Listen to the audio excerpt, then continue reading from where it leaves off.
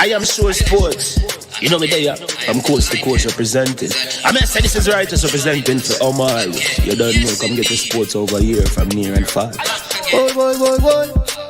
Me say I am sure sports, one thing me sure about. When me say sure, that me not doubt. Come get your sports, get it over here. Come subscribe, repost and share. I am sure sports, one thing me sure about. When me say sure, that me not doubt. Come get your sports, get it over here. Come subscribe, repost and share. If me not sure, that me not say it. Know who score, that me not say it. Never know no game play, that me not say it. If me never see no game, me not know who play. For your sports news, better come over here so. For your soccer news, then come over here so. If you don't love sports, still come over here so. For the day done, you are gonna love over your son.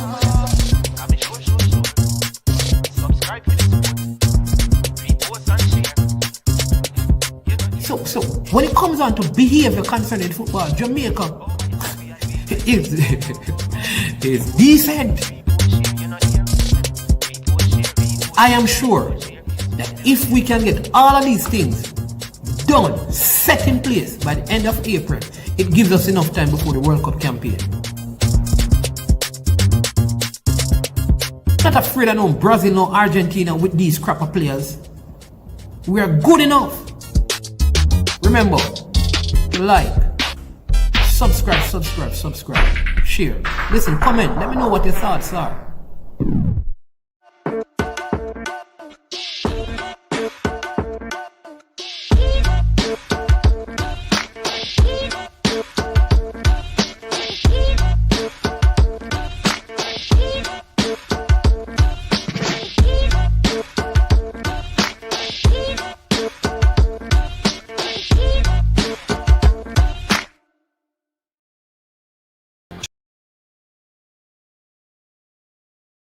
Reggae Jerk Marinade gives your meats and vegetables authentic Jamaican jerk flavor. The spices are directly from Jamaica. Spices like jerk seasoning, allspice, Scotch bonnet pepper, fresh scallions, thyme, ginger, and garlic. The key ingredients to a great jerk marinade. 0% sugar and low in sodium.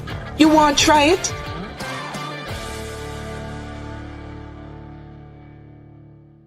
Made up of 18 Jamaican herbs and spices. Add delicious, bold flavor to your next grilling experience. Flavoring sauce, a marinade, basting, condiment, or topping. Trick Nick Jerk Barbecue Sauce.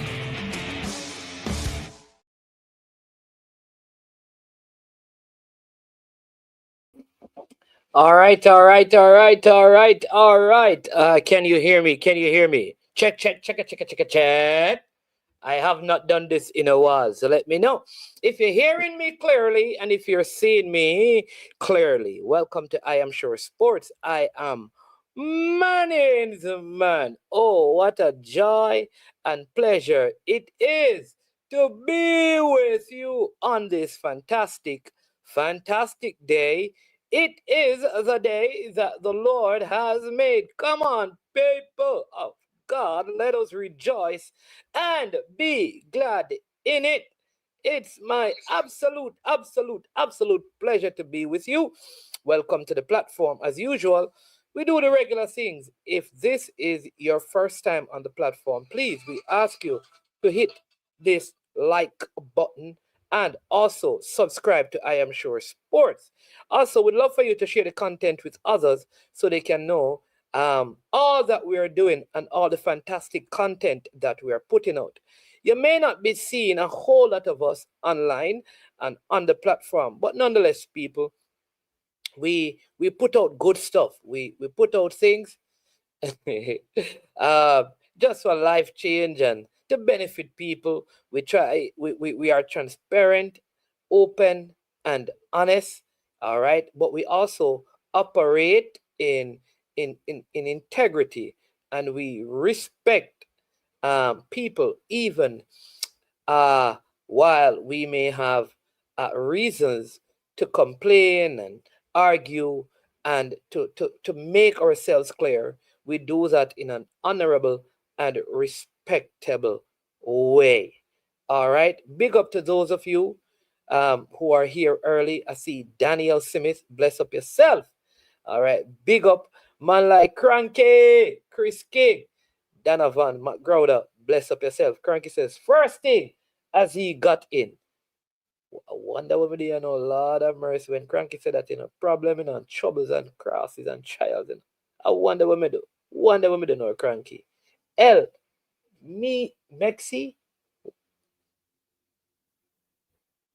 I just want to give you a couple of quotes. One, we suffer more in imagination than in reality. The greatest force for transforming the world is the power of the human heart. Freedom is always the freedom of the one who thinks differently. The religious instinct is the deepest and most universal in the human nature. Philosophy, like the study of nature, is an attempt to understand the world, not by ignoring it, but by engaging with it. Social advance depends as much upon the process through which it is secured as upon the result itself. Moral goodness is not simply the absence of all evil, but the presence of a particular kind of goodness, a goodness that is chosen and enacted by creatures with freedom. If there is a God who is all powerful and all good, then the world should not contain gratuitous suffering. Ayaya, bless upon yourself. You understand me? Oh, hitting the like button all cranky. Begin at the thing now, Me not really realize the man all use YouTube language. Big up yourself, cranky. Duck lad, bless up. Triple E. Know yourself. Bless up yourself as well. All right.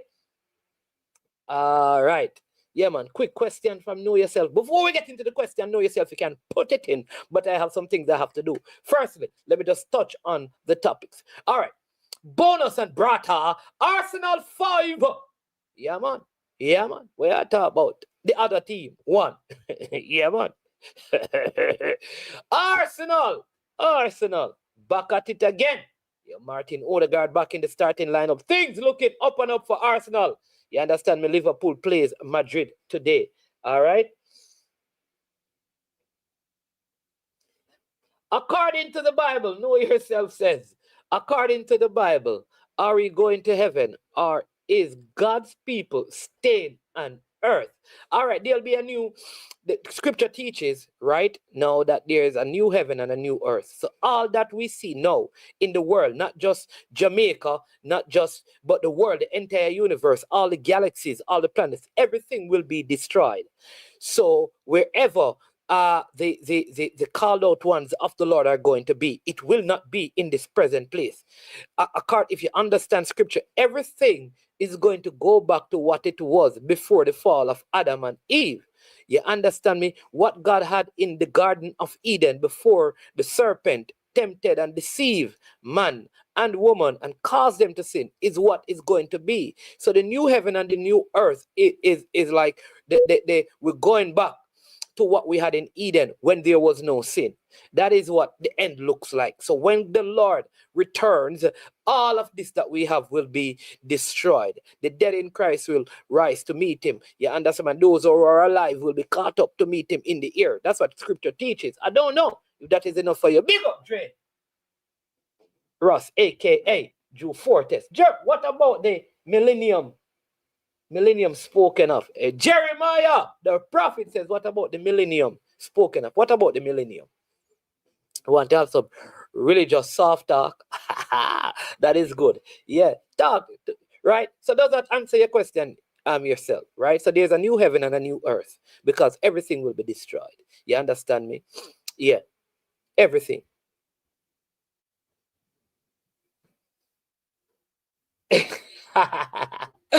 Yo, cranky. People, big up cranky and big up. If me not gonna big up cranky, I'm going to big up the beautiful lady. Beautiful lady. I'm not going to say your name, but no big up for cranky. But the beautiful lady that I met, you understand me? You're beautiful, so soft spoken, good understanding of sports, good understanding of football itself. And I think you do a great job of hosting a particular live program that is on YouTube in the evening time. I think you would be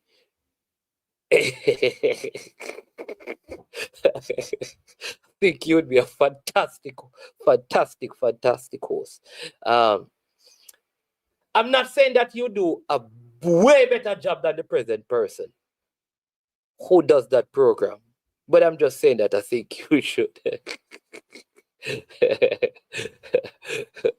Sometimes, take over hosting responsibility, because I think you have a deep knowledge and understanding, and how you are able to manage the emotions, make you less emotive. And I will say no more. All right. So what kind of fruit did Eve give Adam to eat that he couldn't resist? So, all right. When we get to heaven, we can ask. We can ask that question. I don't know what kind of fruit. You tell me, Duckland. It looked like you did it in the garden when the serpent did eat the fruit. I don't know. All right, but so first things first, congratulations to the Sunshine Girls. That is the Jamaica senior women's netball team that defeated England yesterday. Great series. I like what is happening with netball. Good crowd at the National Stadium as well. Jamaica Sunshine Girls, a real professional output and how they manage things, and it's good. It's really good to see that. Listen, Jamaica is such a blessed nation, right?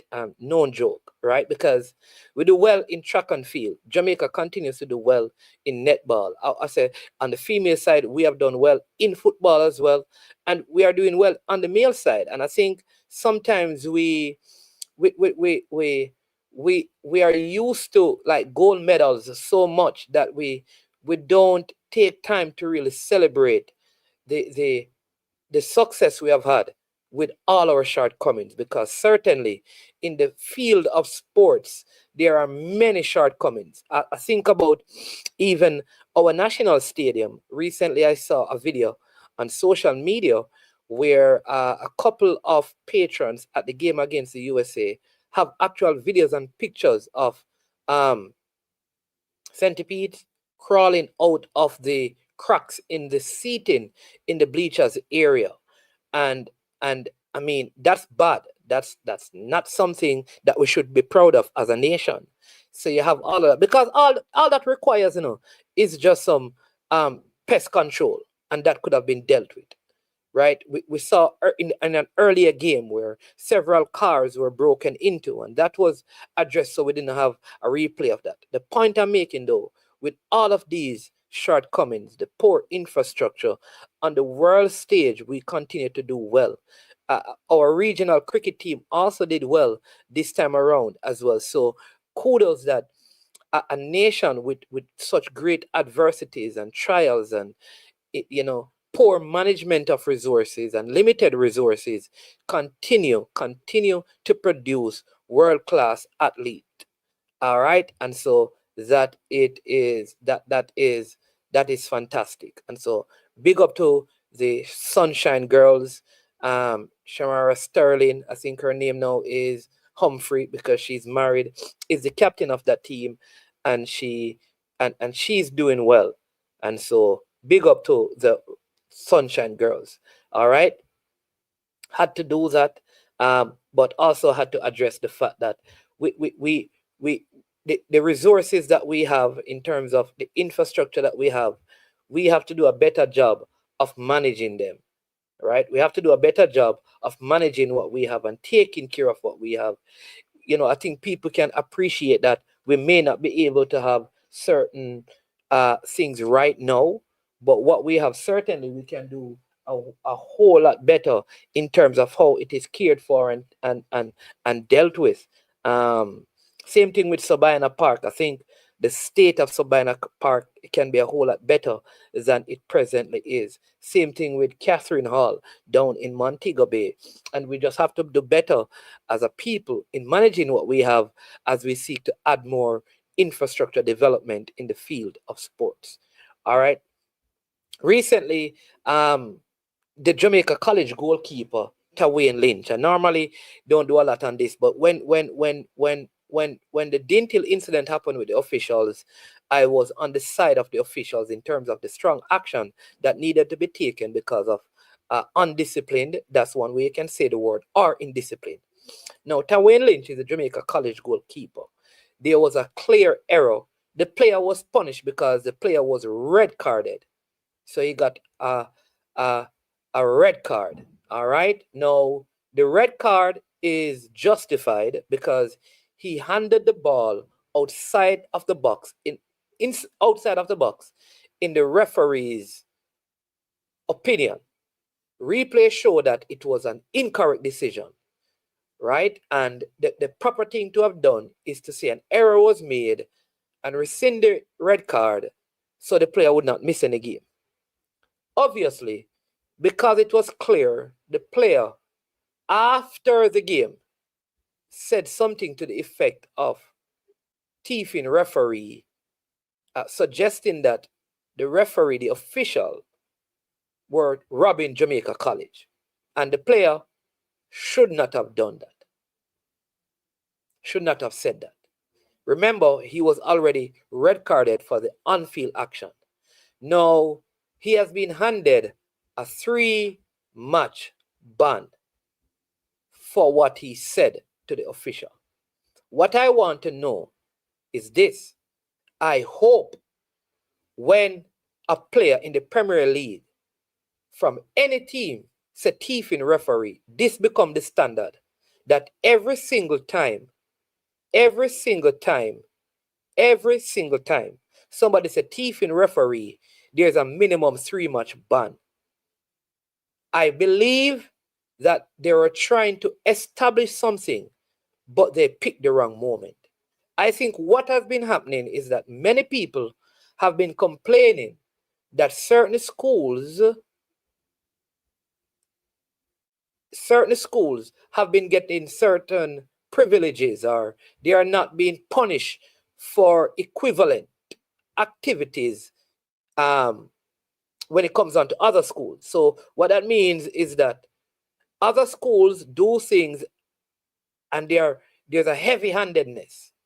So I think because that has been out in the space, ISSA was very heavy-handed in dealing with this matter. There is no way that the player already missing a game because he got a red card, so he was going to miss the game anyways, that he should have been given any 3-match suspension for saying the referee a Rob JC or a thieving referee. I can tell you this. If that becomes the standard, no Premier League game in Jamaica can be completed within 90 minutes. Because what is going to happen is that a minimum of 5 players from each side by the end of the first half will be red carded. If saying thieving referee or you rob me is a red card or a 3-game suspension, the Premier League in Jamaica will not be completed. Every Sunday when I'm at games, listening to the players, they say that every single Sunday.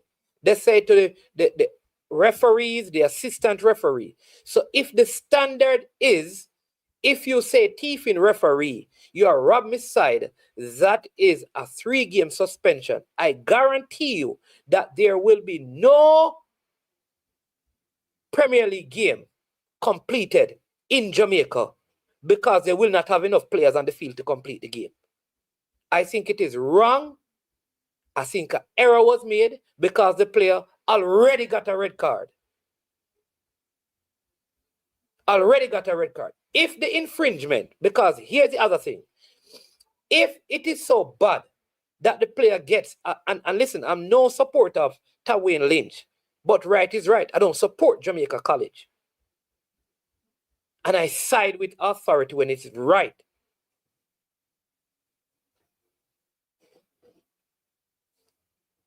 All right?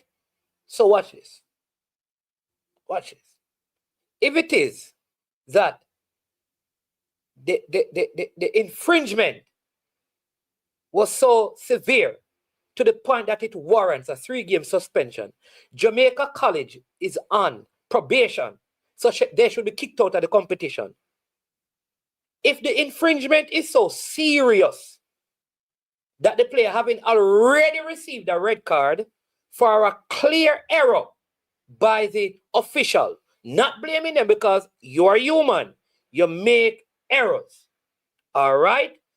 If it's so severe that it would warrant, in addition to a red card, the player gets 3-match suspension, not for the handleball, but for what he said to the official, then the fact that Jamaica College is on probation, they should be banned from all football, from the under 14, the under 16, and the Manning Cup and the Champions Cup. And if ISSA cannot do that, then the player should not get no 3-match ban.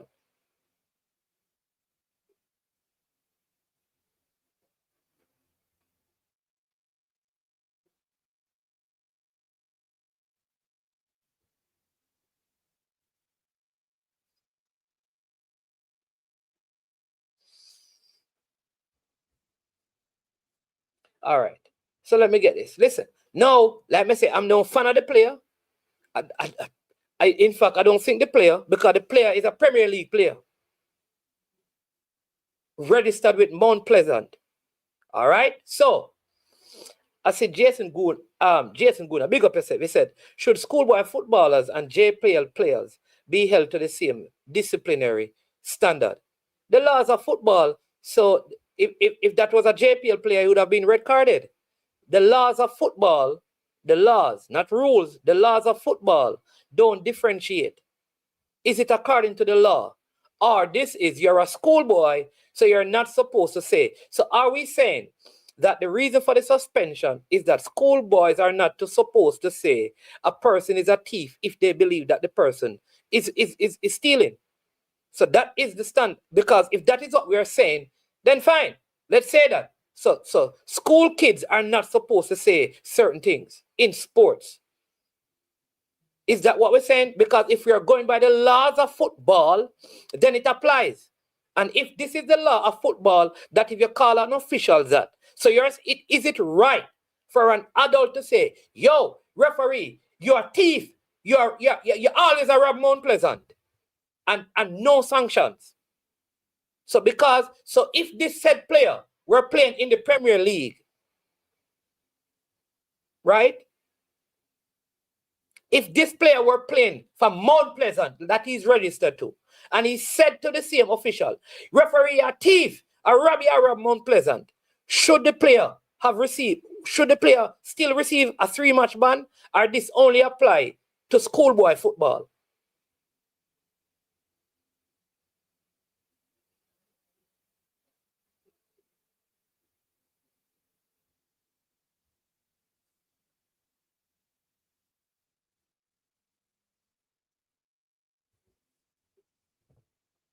That is all that was said to the referee. All the reports are saying that was said.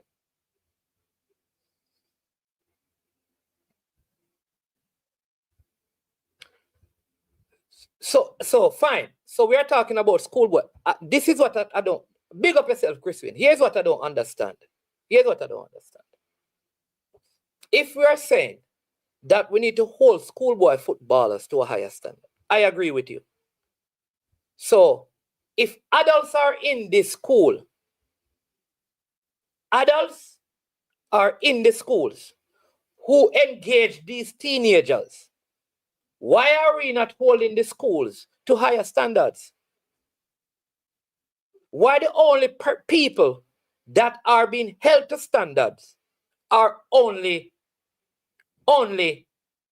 the kids? Because you're either going to call them adults or kids. If you're saying that they're kids, why aren't the schools? Why isn't? If it is that serious, why is JC in the competition? Why not remove them and say that you are irresponsible adults for what you have allowed? Let's do that. Let's hold adults accountable then. And I am not here saying that the kid is right for speaking that way to an adult. All I'm saying is that I hear 17 years old in the Premier League, 16 years old playing in the Premier League, say the same thing week after week after week after week after week after week to some of the said officials. The second thing is that what is the sanction for officials in the leagues when they make these glaring mistakes, because it was a mistake.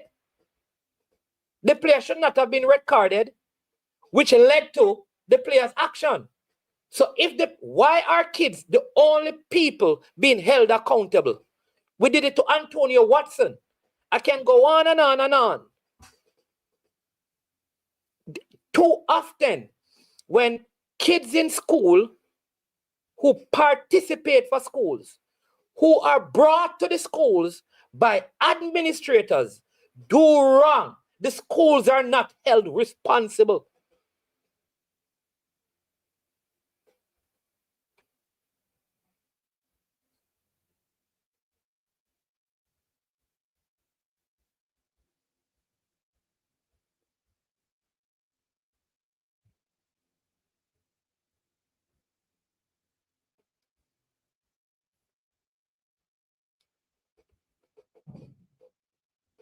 Right? PJ said, listen to the program. You listened to a program this morning that implied. That's implying. That's implying. All right? So let's get to implying. So the ruling said, that's what the ruling said. The ruling never said he used foul language to the referee. The ruling is saying that he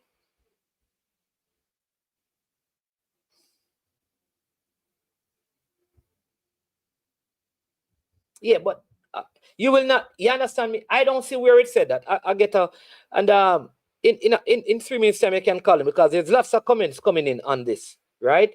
But I say, big up yourself. It said, remember the 3-match suspension was by ISSA. I know it's by ISSA. The JPL has their own disciplinary committee. You will not see the same thing. I know that it won't. I'm asking questions though. So obviously it is not, it is not in the ISSA. What is it in ISSA rule that stipulates this? Is ISSA saying that this is abuse of the official? And if the coaches call the referees thief, do they get to coach? When the administrators, the principals misbehave at games and say things about official, do they get suspended?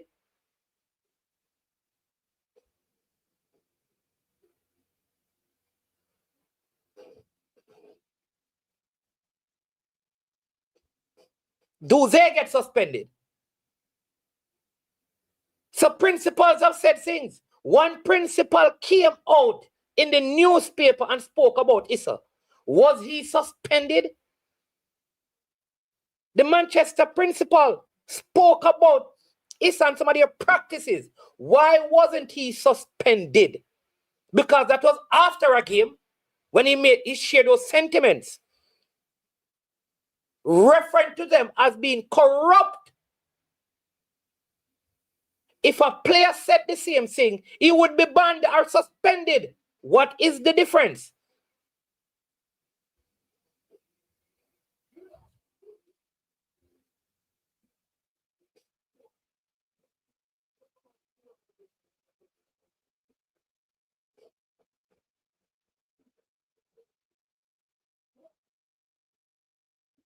Yeah, his season is basically done.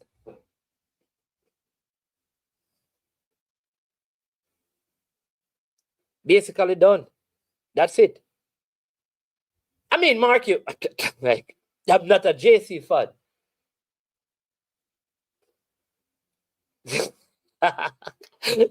Leader, you have to call in because I don't want to misrepresent. Are you saying that the suspension are made up as actions happen? You can't have that. And I think JC should appeal this. It's madness. And I am not justifying the player's action, because the player would still have been suspended for JC's next game because he was wrongly recorded, because the player was not outside the box. There was no handball outside of the box in the game. Watch the replay.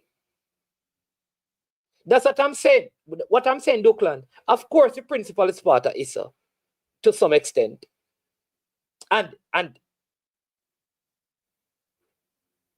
clearing condescending and disrespectful statements Manchester still played their games. The principal was still the principal. No sanctions were taken.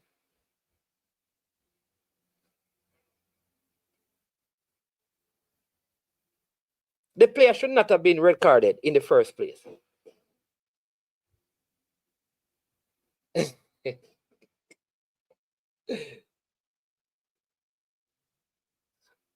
No, just because I don't want people to feel like El Granero. I don't want people to feel like I am saying what I'm saying because I support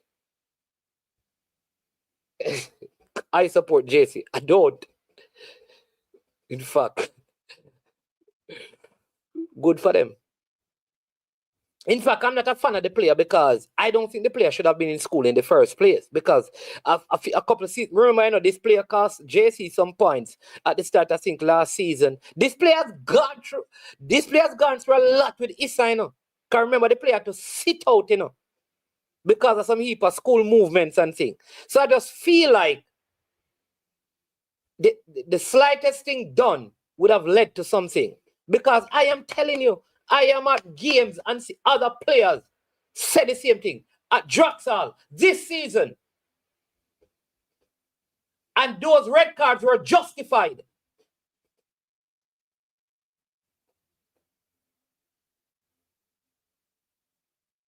Let me tell you again.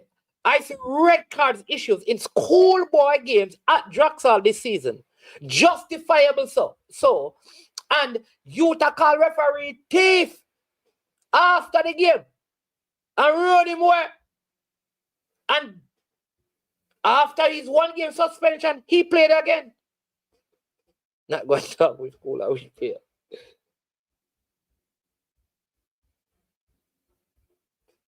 So I don't know. I think there needs to be clarity. Because if this is a standard, then this is a standard. Let the standard be, but it cannot be personal vendettas against schools or players. It can't be.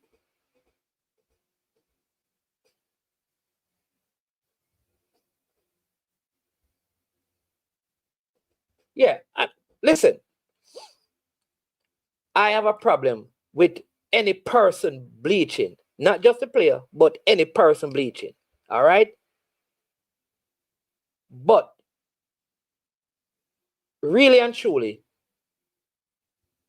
I have to separate the player bleaching from the player playing.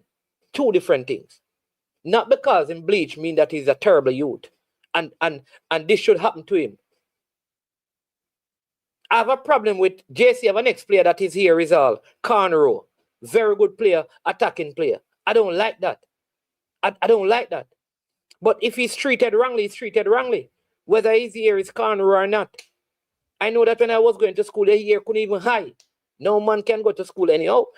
That have no bearings on anything. A man want to bleach, a man want to bleach. We have the leader on the show. Welcome, Mr. Maxwell. Good afternoon. Take it away. Yeah, man. Hi, how are you? Okay. What I want to say first thing, I am not a supporter of Jamaica College, and I'm not against ISSA. Okay. All right. I just want to make that clear. Okay. Who you support? But no, just the football. Just the football. Just the football. It's okay, man. You can't support Calabar. Nothing is wrong. You're a past student at Calabar. No, that's not well. Okay, well, everybody knows that. All right, go ahead, sir. Okay, so listen now, in just natural justice, and as I said, not a supporter of the player, either just natural justice. So, first thing we have to look at, is I hear people always talking about ISSA like it's a mystery body that everybody doesn't understand. ISSA is a body that has all the principal. It's not just 4 or 5 or 6 or 7 or 8. Every single high school principal is a member of. Okay. You have somebody who they elect as a president from their body. Okay. So we have to understand that, and you have various other administrators. But help me to understand something, though. Sorry to interrupt you. sorry, leader, let me just ask you a question. So, being a member of it, when decisions are made, does it mean you have a vote in the decision making, or there's a separate board selected from principals across Jamaica that makes those decisions? So while you may be a part of it as a principal, you're not a part of the decision making processes or the disciplinary Okay, sanctions. certain parts Explain. of the decision making, certain parts of the decision making processes are taken when they have the principals meet and they vote.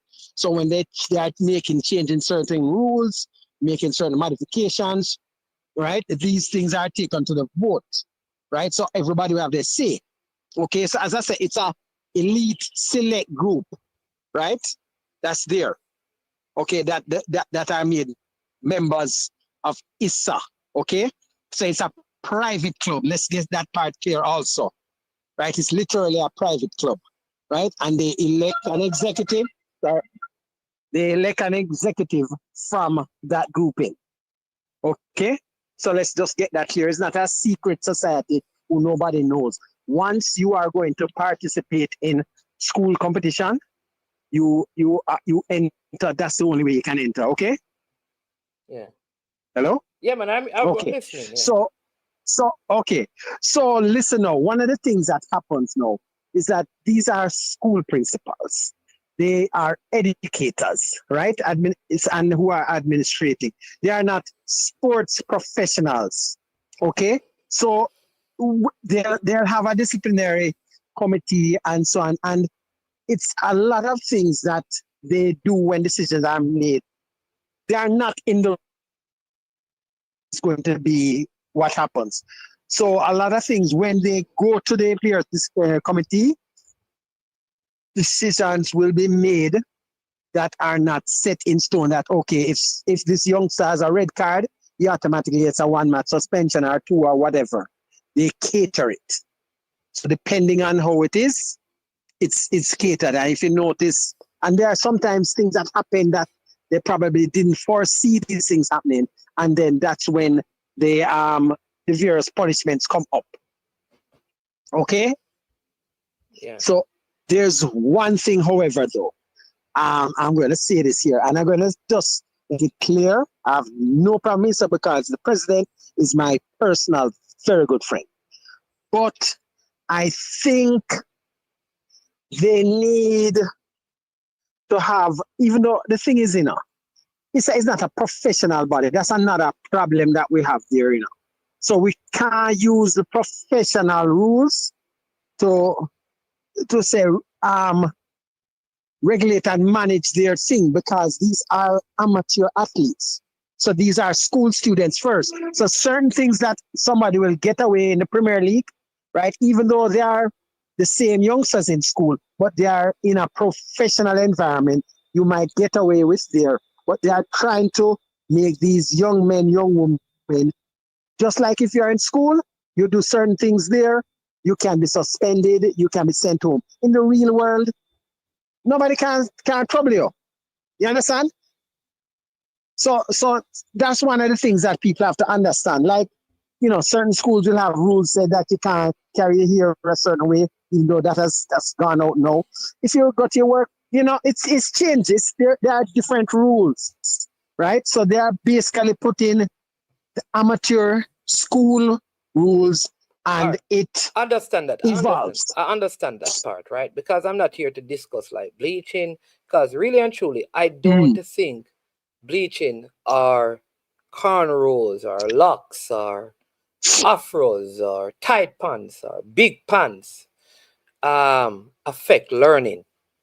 What I think is that though if you're training men and women and you're mentoring them, you may want to teach them about deportment and those important things. But I don't think in and of themselves they affect learning, because I'm not discussing that.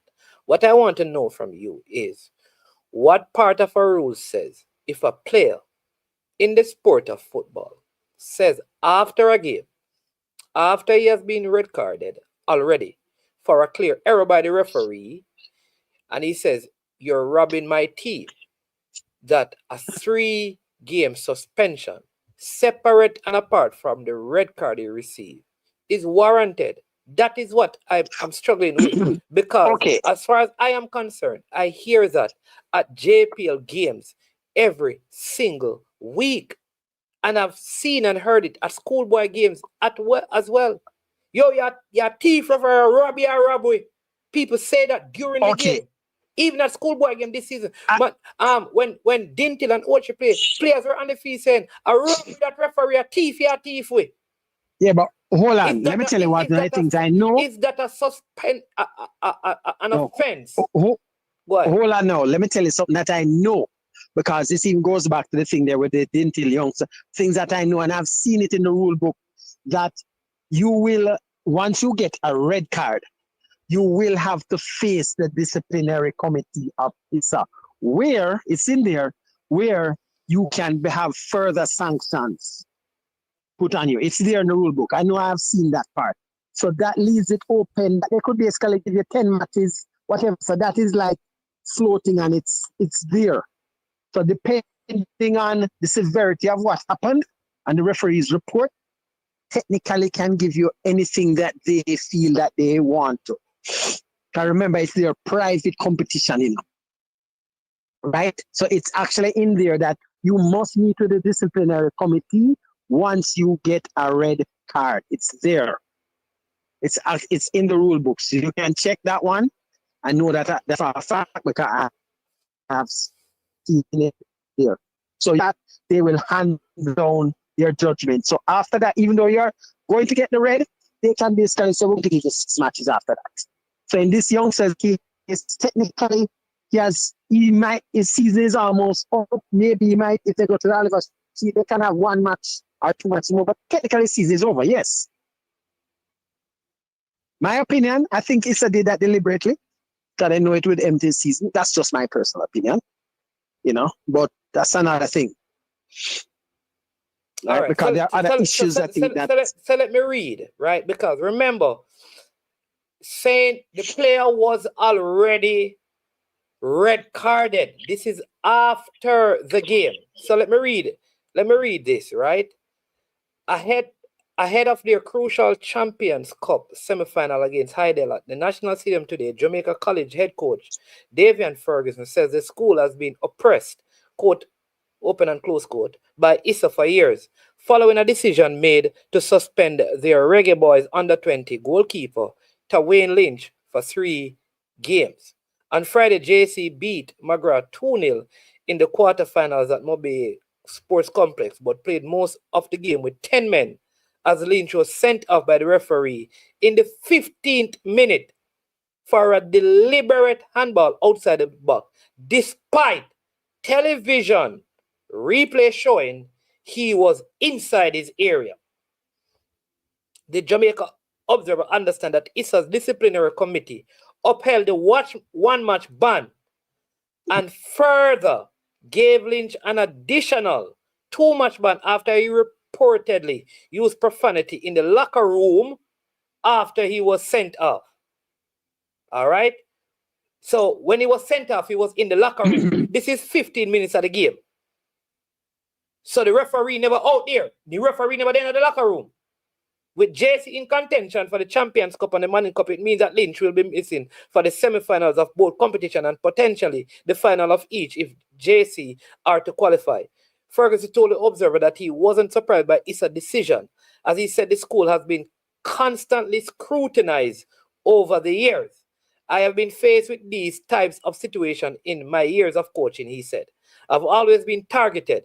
For the last 2 seasons especially, I realize a lot of things have gone against us in a very bad way. It is a direct campaign against myself and the program at Jamaica College for whatever reason. I don't know. Lynch missed the entirety of the 2023 season after ISSA disciplinary committee ruled him ineligible to compete. Ferguson ISSA has had an agenda against Lynch. It is sad when a youngster who has been maligned last year comes back this year and has given an effort to make something of himself. And obviously, he has been targeted all season, and it is not the first incident that he has been involved in this season, and we believe he's been targeted. We also have information from ISSA official also who speak openly to him in ways we believe he's been targeted. When contacted by the Observer, the president declined to comment on the matter, while Manning Cup chairman Leighton Christie, who sits on the disciplinary committee, also declined to comment, saying he would only be willing to address the issue once the official written report is sent to JC this morning. All right? So, that is what is going on now. So that is what. So, yeah. What you just said, it says everything that I told you before, that they get an automatic suspension and then they meet with the disciplinary committee where they can give further sanctions. So that is basically what I said, which is true. So it's up to him, whatever, whether or not they are targeting, I can't say, but what I can say is that when you're a repeat offender going before the disciplinary committee, but man is not a repeat it's going offender. to be very hard. No, this is the first red card he's getting. No, I don't. He's not a repeat offender. No, hold on. They are, listen now. There might be other things why you might come before ISSA. What are the other things? There has been a matter before. But that was not what I'm saying. Not this year. No. I didn't say it was this year. But leader, you see, I let you speak uninterrupted, We don't want to have a yeah, man. Go ahead. Right. I can talk. The first game he played last season, Jamaica College lost the points because there was some transfer situation with the player. So the player was not able to play for the entire season. Played one game, couldn't play for the rest of the season. 1 year suspension or whatever for the player. The school was also put on probation. Jamaica College coming out of that game where the sanctions were imposed on the player, the school was put on probation. So to say the player did something and is a repeat offender is not true because it was not the player's fault. That was an administrative thing from the school. It was also a representation of some things the player had told the school. Like JC was almost an partly innocent in part of the matter, but they had gotten information from the player. So if the player give the school that he's going to wrong information, it is for the school to do their proper investigation. Well, that's true. That's why both of them were punished. That should not create a situation where ISSA carries out a personal vendetta per se on the player because it don't relate to ISSA. It is the school who should have kicked him out of the school then. If they found that the player lied to them, got them in trouble, then kick the player out of the school. For whatever reason, they kept the player, meaning that they forgave the player. They were willing to live under their probation. They have not mentioned any issues with the player. And now this has happened. Now, if the player is in his locker room, livid and upset, cursing, why would the referee come in at halftime or at the end of the game, put that in his report for him to get an additional 2-match ban? You're in the locker room saying the referee a thief and the ball is a rough, and the man a cry because him get a red card 15 minutes into the game for an offense. That was really not an offense. Can't we understand that is going to cause players sometimes, no matter who you are, to react a particular way? It's understandable because, look here, the player would have been visibly frustrated seeing that he knew that it wasn't a deliberate, he wasn't outside the box, it wasn't handled, and then the thing being shown on television also. But what should have happened was maybe if he had kept quiet, it would have been able to have been appealed and it would have been rescinded. But as I said, it is what it is, and ISSA has their own rules, and it does say that you get automatic suspension, which can be increased to more. So leader, right? this is a dangerous precedent being set, because you're telling me if at halftime someone says the players in the locker room are using profanities, ISSA have a rule that says they can now go and suspend. So what about the coaches who are in the locker room using profanities? in schoolboy football. And the principals, why aren't they suspended from the schools? That is my point. Why aren't we getting rid of the principals who use profanities when they are upset? And the coaches? Why is always the players we seek to punish? We call them kids. Why we treat the kids? We are setting examples. It is the adults. And I keep on saying that. Some of the coaches and the principals and the administrators need to remove from the system if you want to bring change. We keep keeping the said adults. Well, let me say something quickly. Yes. Tell me one principle. I've seen a particular that Costa match, that Costa Cup match, where the coach was, I can't say he's profanity, but I know he questioned what was happening on the field. And he was sent off. And I think it was the principal who came and finished the match, in charge of the match. No, we understand that if you curse, the referee can say leave the ground, you leave the ground. What I am saying though, was that coach by either the school or ISSA removed from the team for the rest of the season? Have you ever I don't know about that. I don't think so. The point I am making is that when the boys or the girls, whether it be netball, whether it be track and field, right? We are teaching youngsters what to do right? I'm all for that. Let's discipline them. When they do wrong, let's bring the full measure of the law against them. Because the young people are the problem. And we need to fix the young people. I'm going to settle with all of you with that. Why then, when adults who are supposed to know better behave in like manner, there's nothing. Adults who are, I'm not talking about JPL.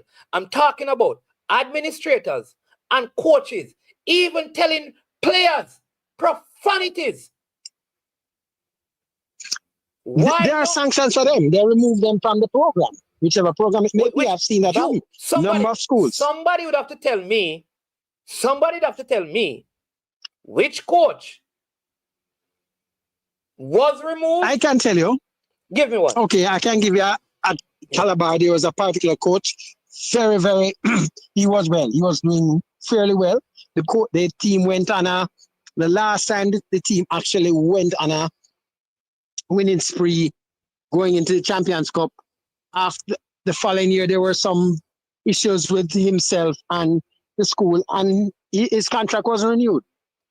You understand? No, Similar thing that you have a teacher in a classroom. But leader, no, leader, probably no, not leader, attending cannot, class, leader, and they can lose. Leader, may I you not going to agree on that? So if I have a coach, right, and we can't get along in terms of what we want from the team, that's different from say, listen, last week when we were playing Jump Up High School, halftime, we heard you using profanities to the players in your halftime speech. You are no longer a part of our program. Oh, hold on. The coach won and he won the match? You know, so they're not going to fight. But isn't that the issue though? But if what I'm saying to you, the coach at halftime uses profanities to speak to the kids, right? No, he may be speaking to one, or he could be speaking to the bunch of them. Yo, what on the boy we can know? What's it not pass the ball and thing and stop effing with the game and all of them thing them. Set all of that. Follow me. All right? A player uses profanity on the field. And then ISSA goes in and says, you are going to be suspended for using profanity. When the said referee and the ISSA officials are hearing the adults using profanity to the kids and not protecting the kids from that, but we punish the kids. So we're offering no protection for them from the language, but we punish them when they use the language. Well, you have a very valid point there. And a lot of people will know of coaches that do those things, but because they are successful, nothing happens. When they are not successful, everything slides. Everything slides. So here's what I would say, leader. You see, if the school said, listen, you have been undisciplined, we are going to suspend you. ISSA gave you 1 month suspension, but your behavior and conduct in the locker room was inappropriate. As a school, we are going to but you know that the principals and the school and the teachers, because they're probably doing the same thing. So they can't do that. So again, I am not condoning the action. You know. All I'm saying is that too often when things are done wrong in school sports, it is the athletes that suffer. So a school will go and recruit a player, right? The player comes to the school and plays, and then they find out that there was some other stuff, connection and whatever, so he should not have been playing. What oftentimes happens is that the player gets banned and the school still participate. And the administrator remains the administrator. If you leader, let me use you because we are talking. You should bring a player to play at the high school you're connected to. And I find out down the road that that player was connected to a next school and therefore should not be playing. And ISSA is going to suspend the player. The school have a responsibility, my boss, to remove you from the system because you are the cause of it. I can't blame the player alone. If I'm going to say they are young and have impressionable minds, I need adults who are going to lead them in the right path. And you have just compromised the system. So if the player gets suspended, you have to go. I cannot suspend the player and keep you. The axe cannot fall on the kids alone, my boss. That is my issue. Well, all I can say is ISSA is a grouping of principals who lead schools, and they have to set examples for these young, impressionable kids and minds. They know best what they want to do because it's an amateur thing. They will keep telling you that schoolboy football, track and field, cricket, they are amateur. They are not for development or anything. It's just a pastime, right? It has evolved, right? The way some schools take it, bigger than that, but technically they are still recreation, and they will let you know that. That's what they're there for. That's one of the reasons why people have been crying out that, oh, hold on, change the rules for the football to make them have another tier, like the weaker schools play by themselves and the bigger schools play by themselves, because it would give better development for some of the players, that sort of thing, who have those 16 loves and that sort of thing. But the said smaller schools don't agree because they won't get to play those big teams at their schools to bring in, say, revenue on a particular day. You see? So that's one of the reasons a lot of people don't even realize. Let me ask you something. That's the reason why they don't have that tier thing. You believe in schoolboy football, whether it be under 40, whether it be Coles, Pepsi, Manning Cup, the Costa Cup, you know, whatever it is, that a coach should drape up a player, which is physical abuse? But look here. No, okay, let me tell you something. No, I don't want to. Straight up. I don't want to. I'm going to let me answer. I'm answering you. I'm going to answer you. For me, at my school or any school that any youngster is at, no coach supposed to physically abuse or verbally abuse a player. Right. I'm not in for it. When I see it, I normally try to say, well, I've seen it happen at schools I've been involved in, and I made sure to almost have a thing, and that coach goes. Right. I don't believe in that. Verbal or physical can't work. We agree. Same thing like a teacher in the classroom, raping up a youngster. We agree. So, leader, if there is on television, social media, clear evidence that a coach or an administrator in football or track and field, male or female, physically or verbally abuses a player, should ISSA take any action against that administrator? I think that's in the rules also, you know. But the thing is that they see the players more than they see. No, seriously, think about it. When the camera is there, the camera is focused 95% times on who? The players. You'll see them probably go to the coaches now and again and so on, but technically during the match, it's the players. So that's who they look at. A lot of things happen, even when you will see halftime and you see that you can hear what goes on, you know. And ISSA, meaning the principals, will know. They'll be there. But they turn a blind eye to those because technically they're probably going to say these are adults. We can't really display more than maybe I do just telling the boy, you're not going to come back next season, but if he's successful, you're not going to trouble it. That's why they double-edged swords right there. Right? So it's what they'll say, okay, let's try to discipline the youngsters who we have directly under our control. And they will do that. Okay? I know of several schools where the youngster is a star. All right, right? And they have issues and they don't take them back. All right. Big schools. So let me say this because somebody just brought up an incident at Calabar. He said about 5 years ago, 4 boys at I know about that incident. Right. So let me ask you this now. So you just said that, I believe that when it is clear, because we have seen those videos, there are at least 2 schools on video where there's verbal abuse and 1 borders on physical abuse. People still involved in it. ISSA did nothing. Or if they did, it was. If they did, a report has to be made. What kind of report has to be made? Leader. Let me say this, leader. Recently, a very gruesome, nasty video circulated. No report was made, but based on the video that was seen, the police took action. If you have the video, you don't need no report, my boss. So you said that if police see murder and nobody don't report it and them see the video, they mustn't do nothing, man. You see the video. The video is the report. So let me ask you this. Well, when a referee now uses profanity to the kids, should they be allowed to ref? Their body, right? The referee's body, a report should be made to them. And then whatever disciplinary action will be made. Because everybody's connected to a particular body, You understand? So there are people, so the referees have their body. The coach, he's connected to the school. So the school itself can deal with him. The players are connected to the school plus ISSA. Right? So this, in a case like I use Dintil, Dintil gave them the students when they had their infraction. Their individual disciplinary matter, they dealt with it, and then they went to ISSA also.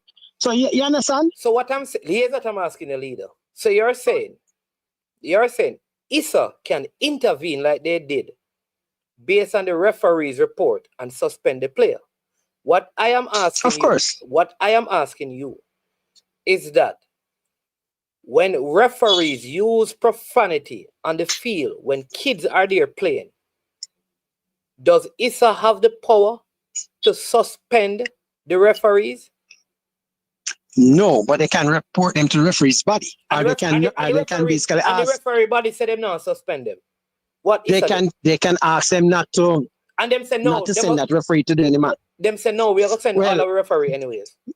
Oh, well, in that case, the only thing the school can do basically in that case is to say, well, okay, look here, don't play with that. Well, it's going to give an issue because referee can simply award the game to the next team. So in other words, as I said, referees can do what they want, say what they want. Well, the coach, as you did mention, they can be reported to their body. And if their body says no, there's nothing wrong. Technically, you can't do anything. Without sanctions, referee can do what they want, say what they want to players. Without sanctions, coaches can do what they want, say what they want. Without sanctions, they can be reported. No, man, I'm not talking about report. They can do what they want, say what they want without sanction. I didn't say report. Referees. Same thing for the coaches, same thing for principals, same thing for team managers, same thing for the physios, same thing for the doctors, same thing for the physical trainers. But if a player does that, the impressionable youngsters that we are growing, be very specific. There's a difference. So here, Robert Williams, big up yourself, Robert. Say, ISSA cannot take action against the referees. Cannot. No, they definitely, because they're not under their body. You understand? They're under another body. But if so they can report them to the body. But you see the problem, though, leader, because if the issue is we are trying to reshape our young people, And we are saying to them, don't use profanities towards adults. You cannot have adults using profanity towards them, and it becomes acceptable, boss. Well, Because in some cases, you it's can't going to want be to change the youth if the adults are not changing their behaviors. The adults cannot be corrupt and don't expect the players to act corrupt as well. The problem is that in the case of the youngsters and an adult, it's going to be the kid's word against the adult. And most times, they're going to go for whatever the adult is. This person named IP or LP say he wish he could call in and challenge management. He's saying that my position is weak. All right. So there's a number running below, you know, the 373 number. I want you to call and challenge my position because I don't know what you're going to challenge. You can call in, challenge the position. You want to come off here now? Hey, leader, me well want him calling, so let him call in and challenge my position because I want to know what is he challenging. Boss, we cannot want to fix the system. What exactly? We cannot want to fix the system and we focus on the kids alone. And adults can do what they want. Adults can box a man, box a youth and kick a youth and drape up a youth. And nobody can say anything to them. Yeah, well, we have seen those cases in training where coaches have boxed youngsters and so on. But action has been taken against them by the school that employed them. Boss, you know, it has happened. These things have happened. Track and field, etc. Let me tell you this. ISSA can say, we have evidence that you have done this. And according to the Child Protection Act, we are not allowing you to be a coach in our system, boss.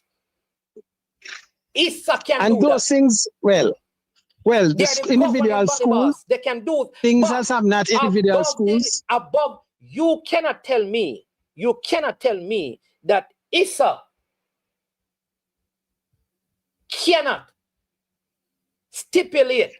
So you want to tell me that you have a person who, for example, have some cases where he has done whole heap of things with girls and young girls, that ISSA cannot put a thing and say, based on this person will not be allowed to. But here's what happened. They moved to another school. No, but what I'm saying, ISSA is saying that they cannot be a part of their schooling football program or track and field program. They will not allow them to be a coach. Why they feel govern that? For the sake of child protection. Because listen, you put them in. ISSA can do that along with the schools. ISSA can put in those things, boss. Well, let me say, it's a very delicate situation because you have other situations out there. I heard of one recent, not to do with sports, where an individual would have had indiscretions and they were disciplined, and then the school population itself is trying to also discipline them after the matter has already gone through. So if somebody had an issue at a particular school and then they leave that school, it's going to be ticklish when they go to somewhere else. So the only person ISSA have governance over are the students, nobody else. Because they are in the care of the school, so they actually have that. ISSA, all right, so let me understand it now. So ISSA only have jurisdiction over the kids. So but I did mention that they can do various things with the adults. They can, right? The individual school especially can. And we have seen those things because the other day with the dental thing, remember? You know what the coach was also disciplined. You know what is funny? That is why Jamaica continues to go down this path. Because I am telling you this. You see some of the videos that have surfaced, if those infractions were towards girls, it would be treated differently. But because they are boys, it has become accepted. In other words, if we saw a video of a man draping up a girl, he could not be in any ISSA system. But if that's true, because if a man drape up a boy, if a man drape up a 14-year-old girl as a coach, me guarantee you, sir, that man they can't coach in no ISSA school. Well, look here. There was But if it's something in seen the draping media up a some time back. 14-year-old boy, here is the consensus. Yeah, man, that's a big man to deal with them. Look at you, tell me them know themselves. It happens because there was an issue of a coach beating a student, and it went very far. This was a girl student, though. But we all know at the various boys' programs, these things will happen, but it's just why we are making tough. So, it's just one of those things because people said, oh, it was horror when they heard about this thing with the girl being disciplined by the coach, right? But we all know of other similar things happening with the boys, getting a ears or whatever. And, and everybody look at it and say, oh, yeah, man, shake him up. And so it's one of those things, it's part of society, It's one of those things in society, African, and those things not going to change like that overnight. If you think about it, it's not going to change overnight. All right. Anyways, let me see if this person IP you can call anything if you can call and what them call it, and WhatsApp if you want. So let me hear from him, leader, because him saying one calling and challenge my position still. So let me hear what he has to say. All right, respect. That was leader. In the meantime, while I wait, I don't know if it's IP or LP. Big up Robert Williams over there in IRA FM. Robert, me know so you're on the opposite side of my argument, So, Robert, what I want to know, you believe that the actions taken by ISSA to add 2 more game suspension to this player were justified, given what the reports are, that the player in the locker room was using profanity? And if that is the case, should officials use profanity towards players, schoolboy players, without being sanctioned, or should coaches? What are the sanctions or principles when they behave in like manner? Shouldn't we be culturing our adults to set proper example for the young people of our country instead of punishing our young people when they do inappropriate things? That's what the report said. Are you saying that it did not take place in the locker room? It is the 15 minutes of the game it happened, And the referee, this happened early in the game. The player would have left and changed or gone to the locker room, boss. So now, Robert, do you have a different report? Let us know. But in the meantime, until IP or LP call in and challenge management, I mean, oh, he went at them at halftime. Okay. What do you mean he went at them? He went at them where? In the locker room? At halftime? No. If that is the case, then ISSA need to say that the player attacked the officials. If he attacked the officials and acted violently towards the officials, that's a completely different thing. Man, but if you're going to suspend the man 2 more games because him say people are thief, man, all schoolboy football games, all of the, like, it's going to come up again, Like, no, if I'm a coach, I'm listening out for players calling referee thief to record it, and report it to ISSA,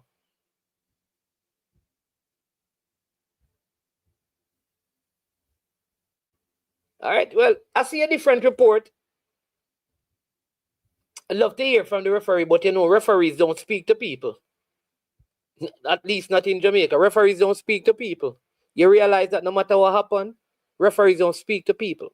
And when referees make glaring mistakes, Market JC won the game. You made an error. Humans.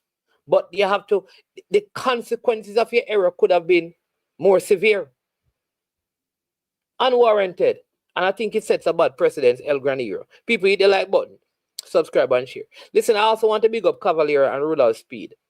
I think these accomplishments by Mr. Speid, I think the hate and the dislike for him has clouded the expectation and the result. I watched that game last night.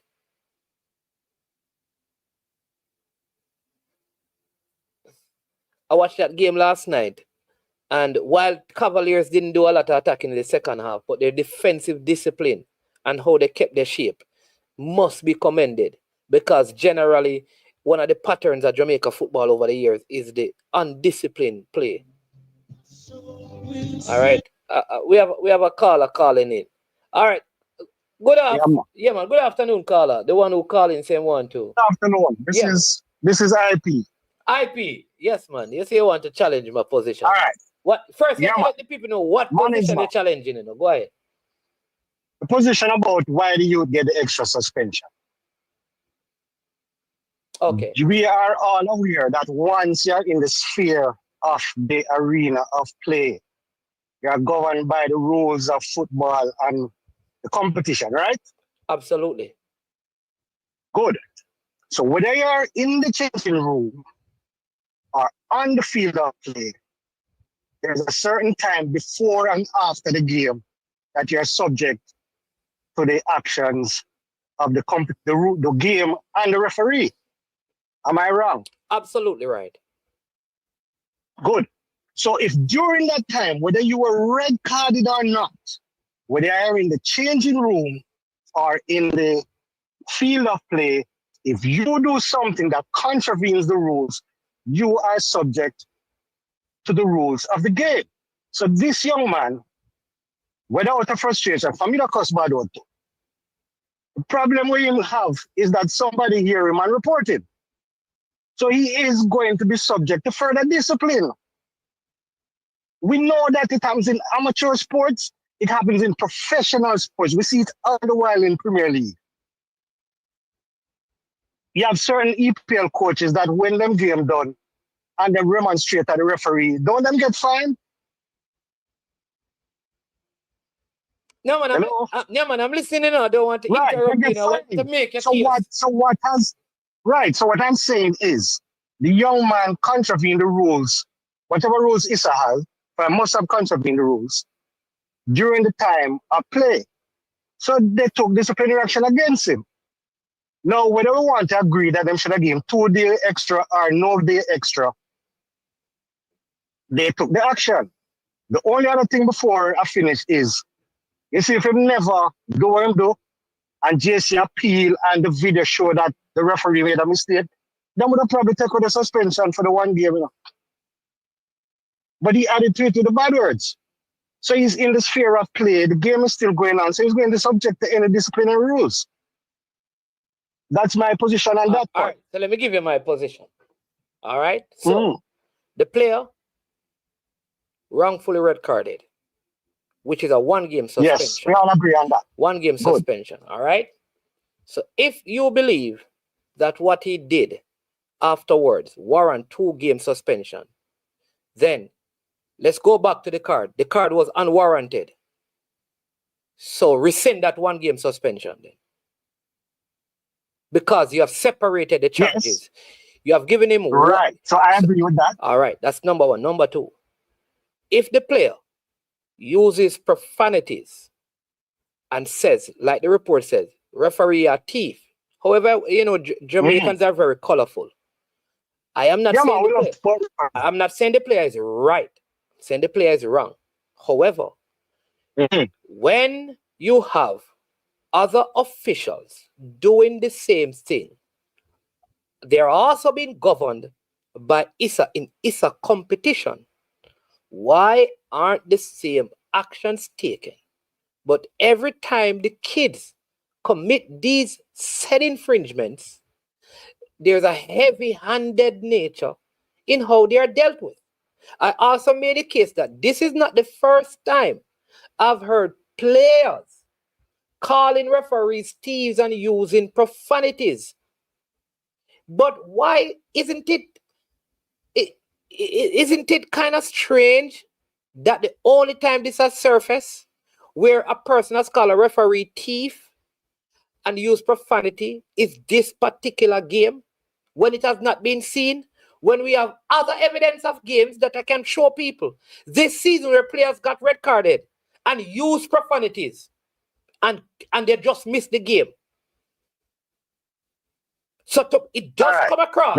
It does come across. Whether it's right or wrong, it does come across like there's a personal vendetta against the player. And I have no mercy for JC. But it does come across that way because it happens. It happens. I'm telling you, it happens every week, even in our JPL games. Right, but the bottom line, Mannings, man, is was it reported? That's the bottom line, you know. Was it reported? Because we play match already, and we call her Steve, and we have some more move for us. But him don't report it, so we don't get suspended. So, but even, all right, so fine. It's a matter of that it was reported.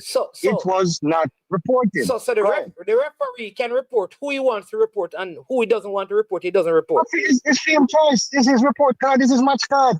It's his match card. I can't. He can report who he wants to report. I can't. But then who will report it? So you have to have an official report. You have to have a report from the game official. If the only time, if I look at it and say the only time reports are made by the referee is when it's connected to my team, you don't think that there's a problem with that? Though it is happening. You have an argument for a problem with that. You have an argument for a problem. That's what I'm saying. If it keeps on happening, and the only time it's reported is when it happens with a specific school, something seems like it's wrong with it. Because I see someone saying that they are kids, they should learn how to talk to officials. That is right, but officials should. We have this idea like, because they are kids, people should speak to them anyhow, anytime, do whatever they want, and because they are kids, they are supposed to just know that they're not supposed to do anything wrong and be respectful.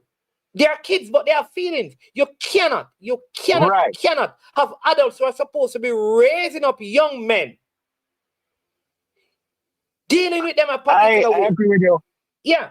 I agree with you 100%, Mannings, man. But my argument is from the point of what the rules say and the sphere of the game. Now, if the referee, you and I old enough to know that you couldn't go certain area, referee couldn't go certain area, and man call him thief, and him go report them, and wouldn't ref another game. And that's because he would have dead. But you see it now, when them go certain place, man get red card, game still a play. It's just a reflection of the time. And when you speak to the adults as well, if those boys in the locker room do not take a stand against that coach who slapped them up the head, and you know me talk about a certain coach, or cuss bad word, it is going to continue. People have to take a stand, but people afraid. What I am surprised at Mr. Ferguson and Mr. Robinson, who is a big sportsman at JC, they have not said whether they challenged ISSA. Did they challenge the thing at the disciplinary committee? Did they say to them, if I was a lawyer, I would have said, look here, the bad word cost because him get the red card. Evidence is there that him get the red card, but the referee was wrong. So if the referee is wrong, whatever follows after that cannot be admitted because his action was a part of what the referee did. So if the red card for sending off is out of the door, then any action after that shouldn't follow. Did JC challenge it? You know, so there are so many little things. There are so many little things. And then let us go to now when the same player was suspended last year. JC, I was surprised that JC wasn't kicked out of the competition, you know. But he's probably afraid of JC. And also, if the young man admitted that he didn't tell JC certain things, you really couldn't hold JC accountable for putting him on the match card. So maybe that's why they got suspended. I was very surprised they weren't kicked out. Yeah, but I mean, Butler claimed it in his first year that he never know about the red card and yellow card rule. Why him play the man and they kick them out of the competition. All right. But I don't know. All right. I think beneath this, there are other things at play. Could be. All right? Because, again, understandably so. And I don't want people, and you know, you and I are the same, because I don't want people to believe that kids should not be disrespectful to adults in any settings at all. To authority, let me use that word, not adults, but authority, yes, authority. In any setting at all. However, authority must also be mindful that they are role models and they are culturing and developing young people. I believe that when it comes on to sanctioning people for inappropriate behaviors, I believe the heavy-handedness that is meted out should be first to the adults, because to whom much is given, much is expected. You cannot have coaches in schools using expletives, disrespecting the kids in ISSA competition. And when these said kids use some of these expletives, they are suspended, they are banned, they are punished. But the adults who are grooming them consistently get away with this. Secondly, when the officials on the field, because remember the Dintil player, like this is what the Dintil player reported. The Dintil player did report that the referee told him that he is some other, you know what I mean, other type of person. Yeah, man. And told him about his mother, which made him livid. What I said is that the suspension for the Dintil player was publicized. Nothing was said about what happened to the official. Did he deny that he said any such thing? Because this is part of what got the player to respond the way that he did. And I'm saying that fine. I agree with the player from Dintil. Have no remorse. Suspend them. But if the official actually said those things, there must be some way. That we can say, listen, you're going to have to sit out the competition for this year. In the same way the players missed 3 games. This kind of behavior cannot be accepted amongst our kids. Cannot. Right. So I am right there with your manins, man, because as a young man working, I learned something early. My boss did something wrong one time and I get suspended. I never heard what happened to the boss until a few years later that some action was taken. Now, whether it is ISSA, the JPL, the EPL, or UEFA, very few times, it's just recently known, I guess, because of social media, we see that referees get suspended for actions they take, and it's not reported as suspended. For instance, sometimes the VAR referee make a mistake and you hear that he stood down for the next few games. And that in itself is wrong. If you are going to make me kick the man in the shin and broke him foot and me get a red card and 2 more days suspend, 2 more game suspension, you need to tell me that the reason why Taylor, whatever his name, is stood down from VAR is because he's suspended. Don't make it look like it, like you say, you take action against me, the player, or the child. But the adult who caused me to respond the way I did, there is no action. Yeah. It makes it look unfair. But there's a secret thing that management must not be seen as wrong. I don't know if that's the way I want to put it, but that is how it looks to us. Like I said, as a young man, I got suspended because of something my boss did wrong. But him suspend me and him get a lick, and I never know about that till years after. So I felt a little better about my action. But at the time, I was very upset and maybe would have walk up to him and tell him too bad what too. But just to go back to, again, my position, for a lot of people need to understand. One, I don't know how long it started before, but there's a few minutes after that game, if you say something to a referee or somebody on your opposing team and it's an offense in the rules of the game or rules of football, action is going to be taken. As a matter of fact, even if you say a team outside of the stadium. So the young man wrong, and like I said, I would have loved to hear from JC whether they challenged it or will challenge it. Maybe they are, for them full of lawyer. And it should be challenged. So if the red card is shown by not VAR, but replays after on sports news or whatever, that it really wasn't a red card, bring him back into the field of play. But maybe that bad word suspension might still stand. The issue which is part of the problem with Jamaica is that the referee is going to tell you that is not the angle that he saw it from. And then he's going to say... No, I agree with it. And then he could say, if you see it from my angle, it's a red card. I don't know. You understand? Because that could be his argument. JC said, no, it's outside the box. He says, no, you're looking at the wrong angle. Well, what are you going to do? Right. But we have also seen where then somebody not get a red card the other day, man. Is Salah or Fernandez? No, that you're talking about in England where they have multiple cameras and multiple views. No. He got the red card in the game.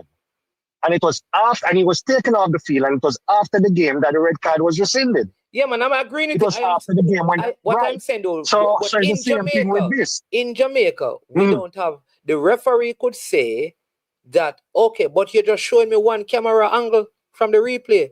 Look at it from the other angle and you'll see. Well, okay, I see what you're saying. I see what you're saying. Because we don't have all of those different angles to really show in a hearing. You understand what I mean? Yeah. If it's shown one angle, so, like I say again, it's just proven that the referee made an error. Again, for when somebody tell me about the man get red card for handling the ball and he was in the box, I say, oh, him throw the ball and the man was outside the box. And he said, no.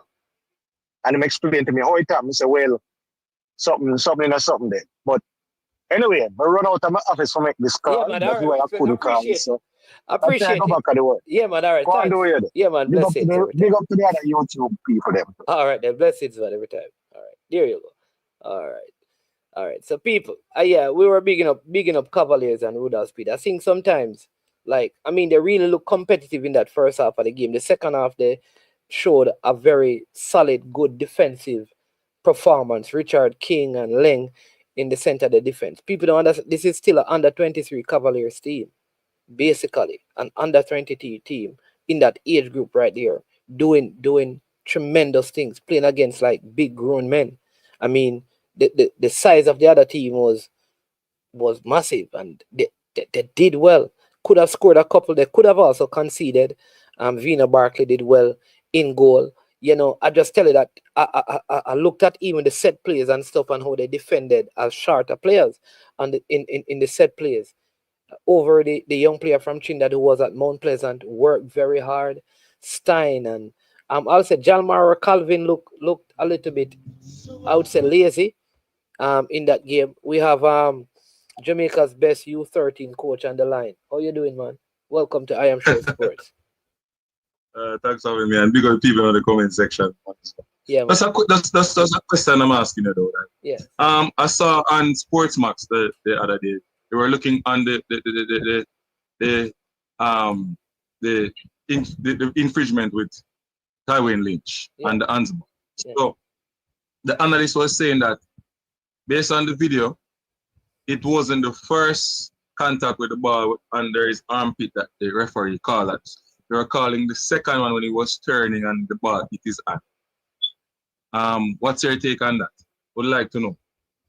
Because we're saying that the referee made a blunder. Yeah, because the initial contact with the ball, we remember, I am not saying where the ball hit him, you know. I am saying it was not outside of the box. No, the first one was inside of the box and it was in the air. The second one was outside of the box. And the ball and the ball touched his hand? Yes. So who had the video show it. Who had possession of the ball though? And the second touch? Lynch. So if he has possession of the ball, how is a red card? Because it's no longer a goal scoring threat. No. Remember, that's what I'm saying. Remember, that's what I'm saying. Remember, you know, if the referee's thing is this, that it is the second contact when the player had possession of the ball, it's no longer a red card because the player has the ball. So if I have the ball and the ball, you know, bump up on my hand and bump up on the ground and touch my hand, it no longer can be a red card because I have possession of the ball. And it's the man is, man. He was turning around and he did not know where the ball is and turn around. So I don't think he had possession that time. He was turning around, then the ball touches hand. And that is what the referee said. That is what the analyst said. I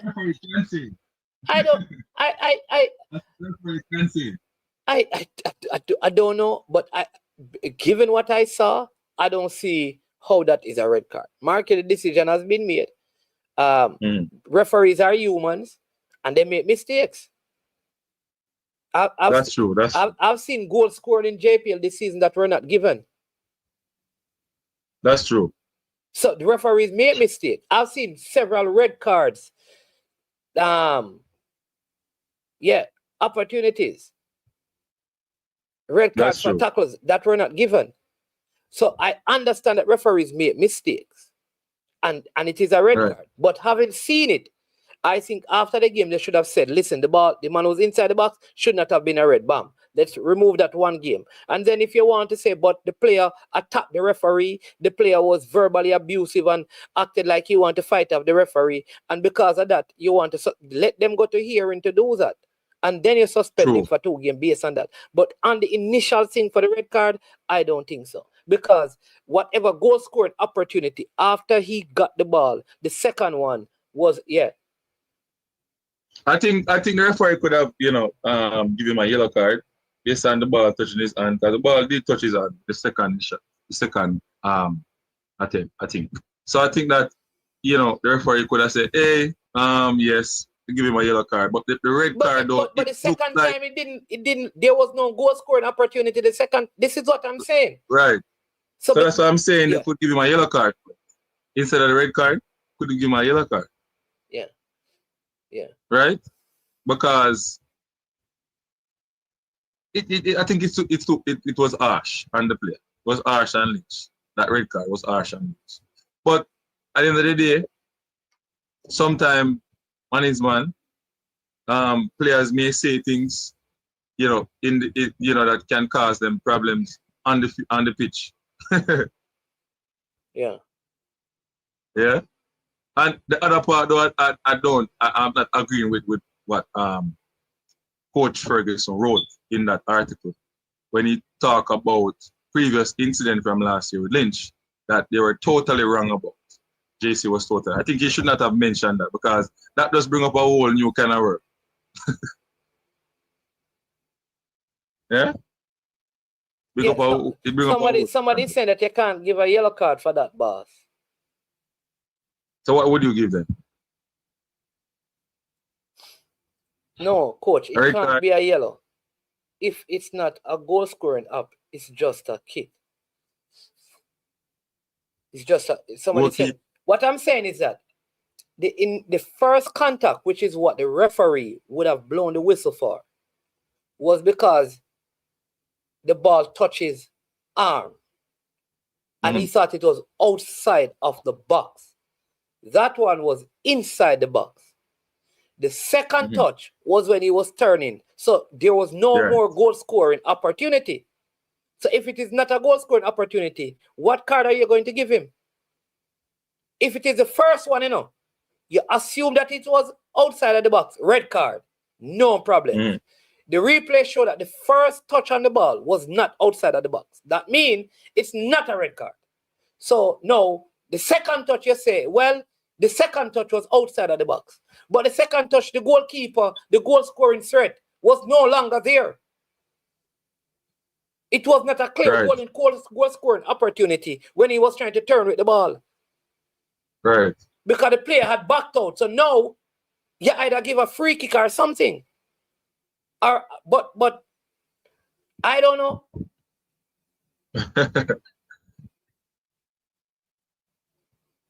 But management though, to use the other stuff like from last year and stuff in the defense of saying that. In the defense of saying that ISSA targeting, I think it opened up a next kind of worm now. Like a lot of people, have information on that thing. I don't think we should talk about this thing, but I just think that they should not use that. Because all right, so talk to me. Sorry, talk to me a little bit about Cavaliers game last night. Cibao Cavaliers.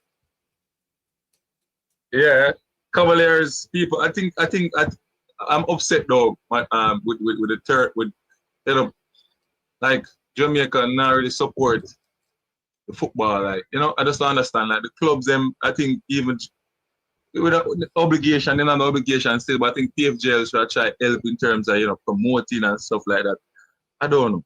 I don't know. It just look like a Cavaliers alone and them represent the country. What look to you, Manizon? I tell you, it's a very, very disappointing look. Like you have less than 100 people in the stadium supporting a team in the final. I believe all clubs should have the match. All club players should have the match. I watch the match. Yeah, but I think so. I think the clubs should have supported because I feel like some of the schools could have gone out and supported. I don't know why. I don't know if it is that people don't like Cavaliers as a club, but I think where's the Cavalier fan base? You can't. These are the things that are going to happen. There has to be a Cavalier fan base. And the Cavaliers fan base are trying to build that now. They're trying to build that now. I am doing some work on that, trying to build a fan base, using the social media platforms and so on. So it's gonna get there. The YouTube channel is there. People can subscribe. No, man, you can't. Listen, you need first thing, and I did mention this to Mr. Speed. He's from Portland. He needs to find a field in Portland where he can start playing some of his games. True. I don't know what field is over there, but you need to work on getting Carter Park or one of those places and build a fan base there.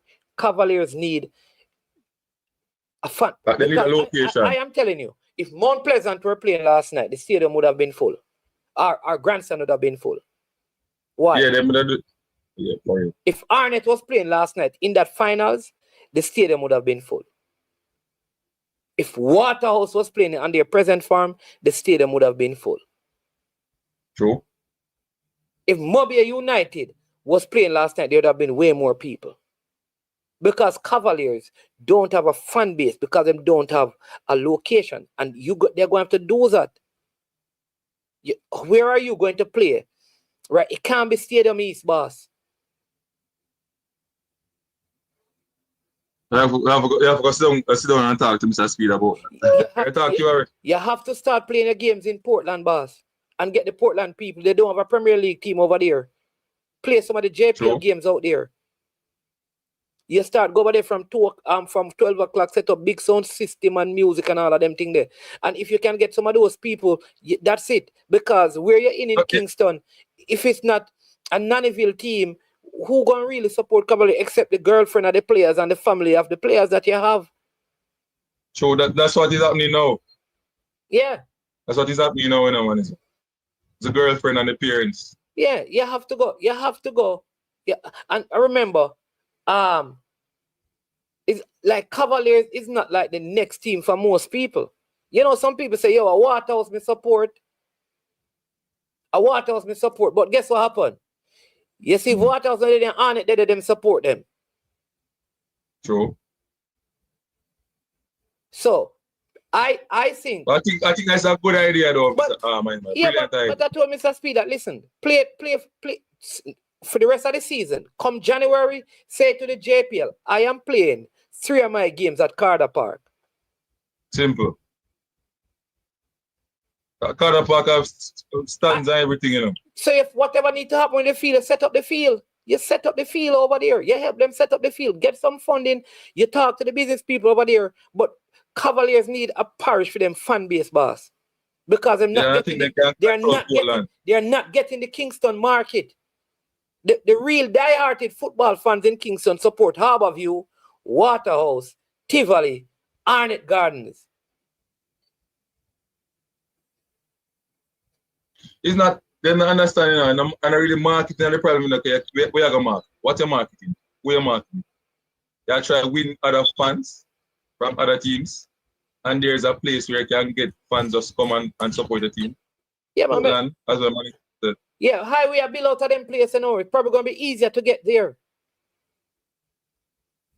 Because we can't say, if Mount Pleasant still have good support, Arnett still have good support, Waterhouse doing well, have good support, Mobile United have good support, even Portmore support Bill, gameplay at Freddie Nita Park, all the people there.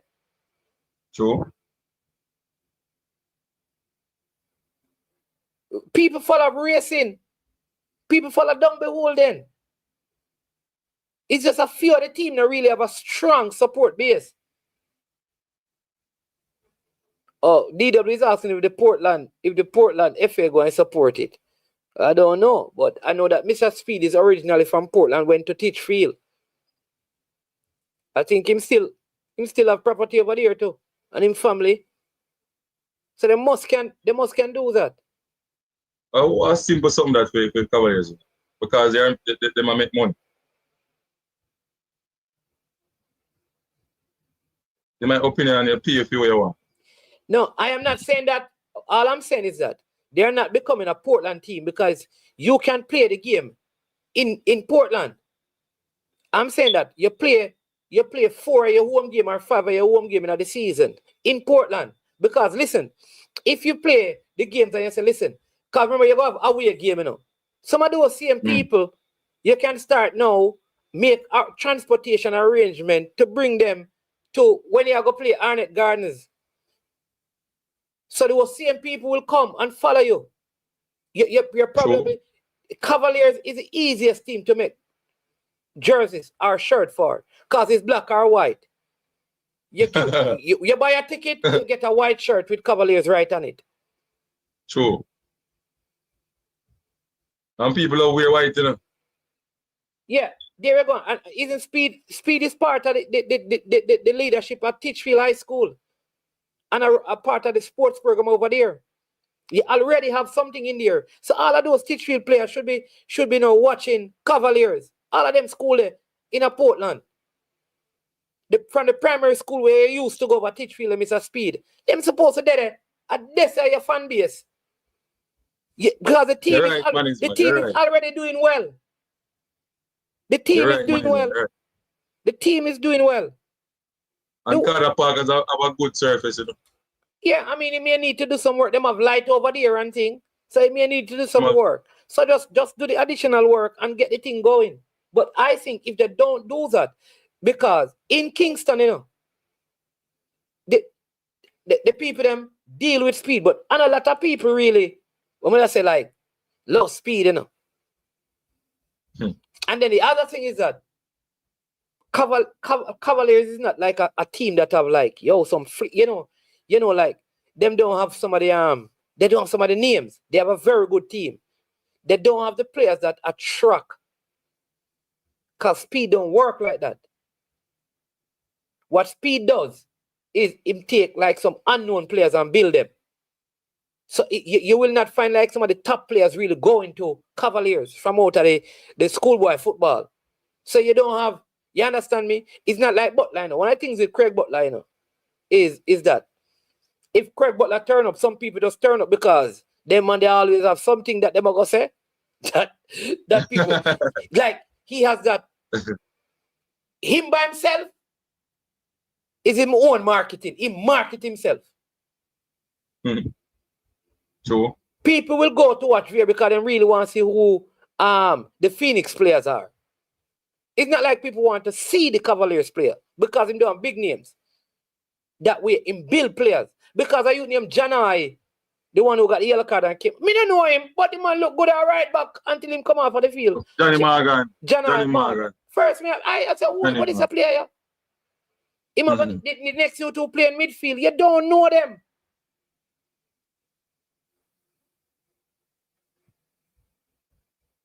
True.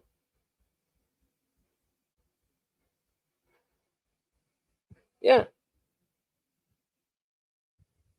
But man, it was a good look though, getting the point, although I was disappointed in the second half. It's a thing where I have no problem with your goal defensive, but you can't give it the ball so much.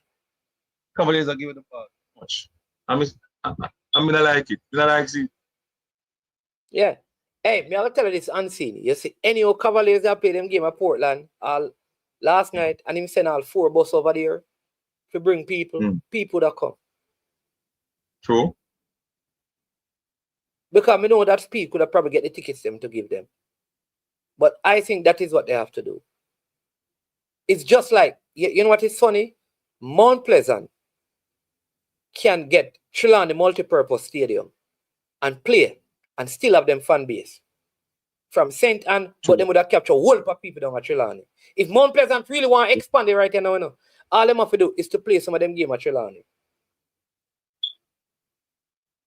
You have to be strategic. Because I don't know, Jackson needs to sort out. Cranky is asking, based on Cavaliers' performance in the first leg, what is the prediction for the second leg? What is your score prediction? I think they're going to win by 2 goals, second leg. hopefully Atkinson don't come off the field and they have to go to the defensive gameplay again. I feel like they had like the midfield made it kind of allowed their defense to be opened up because they got, especially in the second half with this guy on the right side with Christopher Ainsworth, he played a couple of balls in the box, and if it was for faulty shooting and good goalkeeping, they could have lost. Cavaliers did get some chance, to be fair to them as well. A brilliant header by Jalmaro Calvin to the end of the game. But I think they're going to have to... They had too many players who were not working on the defense. Like Jalmaro Calvin, I watched Jalmaro because people are saying that this is a good player, scores a lot of goals. I watched him, and Jalmaro Calvin never went into one tackle or made a sprint defensively for the entire game. I watch him carefully. Come and see me, keep my eyes on this player. Good with the ball and going forward. When they bring on Wilberforce, same thing. Never tackle. Not busy was of all the offensive player, it was Overy who was really giving a lot of defensive work. That is why they weren't exposed on that side of the field. So I think they're going to have to fix that. But here's what's going to happen unseen. Mm-hmm. I think DW has said it, because this team going to have to try and score, because this team is slow. The big difference of them slow. Cavaliers, they have to be very, because people don't realize, Cavaliers will catch you, and the Cavaliers counter so fast that if they make the mistake and press Cavaliers is going to catch them on the counter. I don't know what you think about that. Yeah. That's true. One of the best transition teams in the Caribbean, if you ask me. Lightning pace going forward with the ball. But I have an issue though. Last night you could see that Sibo planned for Calvin. They keep on trying to force the ball through to Calvin all the while. Calvin just wants to run. There's no part of his game where he say, all right, I'm going to control it and just relax and play. Or they're going to switch the point of attack. That is my biggest problem with Cavaliers. No, but they're going to do that because on the other side of the field, Kelly Overy, except for the second half, was defending. He was blocking. So Cavaliers kind of did the same thing. Cavaliers really had Kelly Overy defending on his side of the field, which was really part of the reason why they locked down the guy in the first half. Is in the second half, the guy got a lot of opportunities because he got tired. So what they were doing what Cavaliers was doing to them, they were doing to Cavaliers. Oh, Brian Mighton is asking what capacity you're calling in today. Unseen Sports TV. He's calling in as Unseen Sports TV. No, he said he wasn't injured, DW. He said that he was just struggling. Because I think one time he got the ball and he was dribbling backwards. But and then, there was some argument with the coach and him. But Christopher Ainsworth was exposed in the second half last week. The goalkeeper did a very good job. Very, very good job. Yeah. Cranky, the team can keep the ball. It's instruction by coaches. That's clear instruction by coaches. One player come off of the field and will stop past the ball and move. Yeah. It's the instruction by coaches. It's not about the technicality. Well, them play the camp. All right. Notice King. King can't help himself, King have to control the ball and pass it properly. He can't help himself because he's that type of player. Yeah. What do you mean by no coach telling team to tap? No, keep the ball. What are you talking about? You never hear coach on half line, on sideline, and tell it, out. Man, I never hear that yet.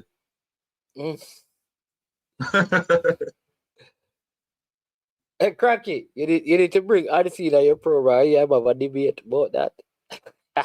Cranky can't talk when he wants to talk. But I agree with Cranky though, because I don't know where Cranky get this from. When he must say, hold on. Anderson, you know what you just said? Your statement don't make no sense.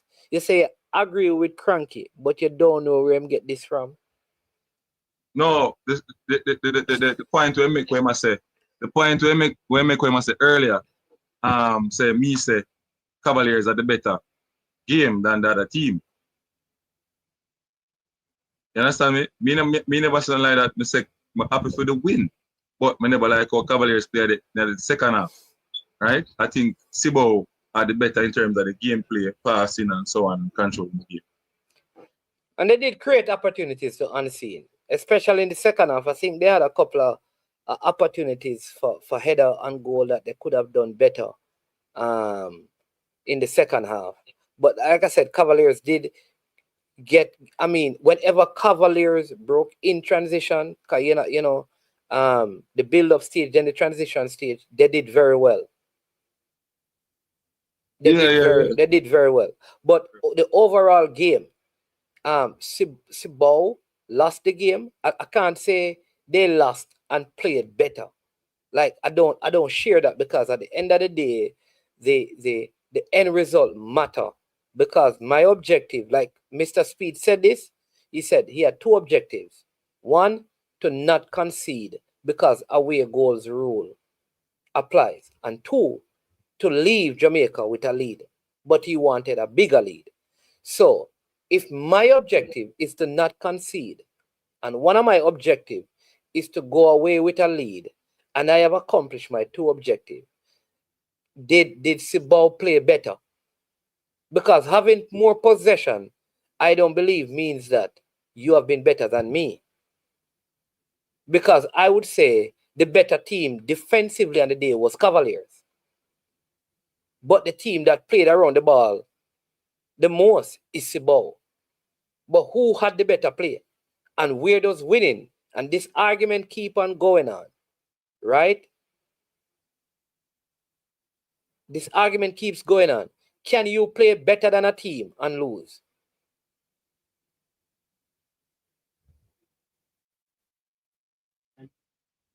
So makes the Alice man. Oh, yeah? Hey, Mr. Yeah, who played better? So makes disappointed with the match last night, though. So who played better?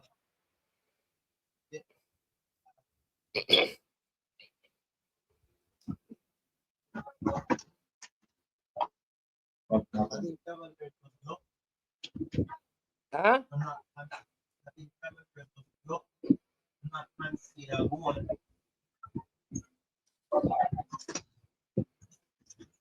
Give it the ball and lose the brother and turn over the ball like the ball hot brother. Oh, I'm not hearing it so clearly. I'm not hearing it so clearly. Mr. Cavalier was fortunate to not get a goal conceded on them. Okay, so but who played better in your estimation? In terms of ball possession and dominance of the game, the Cibal team, Cavaliers only did one thing better, and that was to score the goal. Nothing else. Nothing else. Nothing else. So didn't they cover only one thing Cavaliers did well? Didn't Cavaliers also do well by not conceding? Didn't Cavaliers do well by not conceding as well? Is it defend well, or it was just poor execution by the other team? So here's your answer that. Hold on. It is defending, and it is defending, and it is poor execution. Because guess what? If I were not on the field playing, you would have scored those opportunities. So the fact that I was there defending made it more difficult for you. So you have to give me credit for the defending, but some of it is also poor execution on your side. But I must get credit for my defending. All right, yeah. Yeah, you understand? True. Because if I were not there, you'd have just knock it in the goal. Yeah. True that. Yeah. So can you play better than me and still lose the game? It depends on what you talk about. What are the criteria where you use to decide what that team is better? You tell me what criteria they use. If you use score line, then you can't debate that. But if you use other criteria, then you can't debate that. But is the score line, like at the end of the day, at the end of the day, the most important thing, Reggae Speid said he came into the game with two things in mind, right? One, to leave with a lead, and two, to not concede. He accomplished his objectives. See, both said that they came into the game just wanting a point because they believe that they will win at home. They did not get a point. So did they play better? If they did not meet their objective, or they were just more pretty on the eyes? They were pretty on the eye. Cause I was at a resort, you know, and them have some, you know, sometimes when them do the food, it look nice, but the good old Jamaican act still it tastes better than the nice fancy stuff. Well, look at now, man. You see when you have a two-legged game, yeah, and a team is much better than you in possession, I think you fail in terms of your objectives. Going to the next team home with a 1-goal advantage, it's kind of tricky. The only good thing which I would give Cavaliers credit for is that Cavaliers have the upper hand in the sense that they did not concede a goal. So going there, once Cavaliers score, you know them under serious pressure because the arrow goal rule in play. Yeah, yeah. But also, Brian says something right here, which I should have highlighted for you. He says, Vino made some brilliant saves, my boss. Team sport, goalkeeper came big. Joke argument, Mr. Meeks, Huh? It's a joke argument. Kind of joke argument. I really to me that Cavaliers are under pressure in our second leg, brother. Where's that? Because 1 goal not hard to get back in a 90 minutes, brother. If you have 2 goals, you could have played one risky and make them come and can hit them. Cavaliers score with it.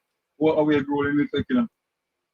Yeah, but 2-1, it's gone penalties. All I will say is that I watched a Premier League season where I thought Arsenal played the best football on the eyes and Leicester City won the Premier League. And people call Arsenal a massive failure because Leicester won the Premier League. And people still say, but Arsenal is a better team. My thing is that the second leg, I think Cavaliers just want to win. They're not concerned about pretty football. Therefore, I can see them sitting deep because here's what Cavaliers have. Every time in that game, when Kelly, over his name is, got a break on the counter, or Stein, or Jalmar or Calvin, every time they went on transition, it looked like they could do something because the team is so slow. I think this team is going to be in problems if they believe that because they're at home, they can just attack Cavaliers because they can defend. We have to give them that. Mr. Speid said since they lost to, because both teams have only lost 1 game, you know. This is the first game this team is losing. Cavaliers only lost 1 game in this. And Real Hope beat Cavaliers. And they said since that time, they have not conceded a goal. Mm-hmm. Who's your madness, matter?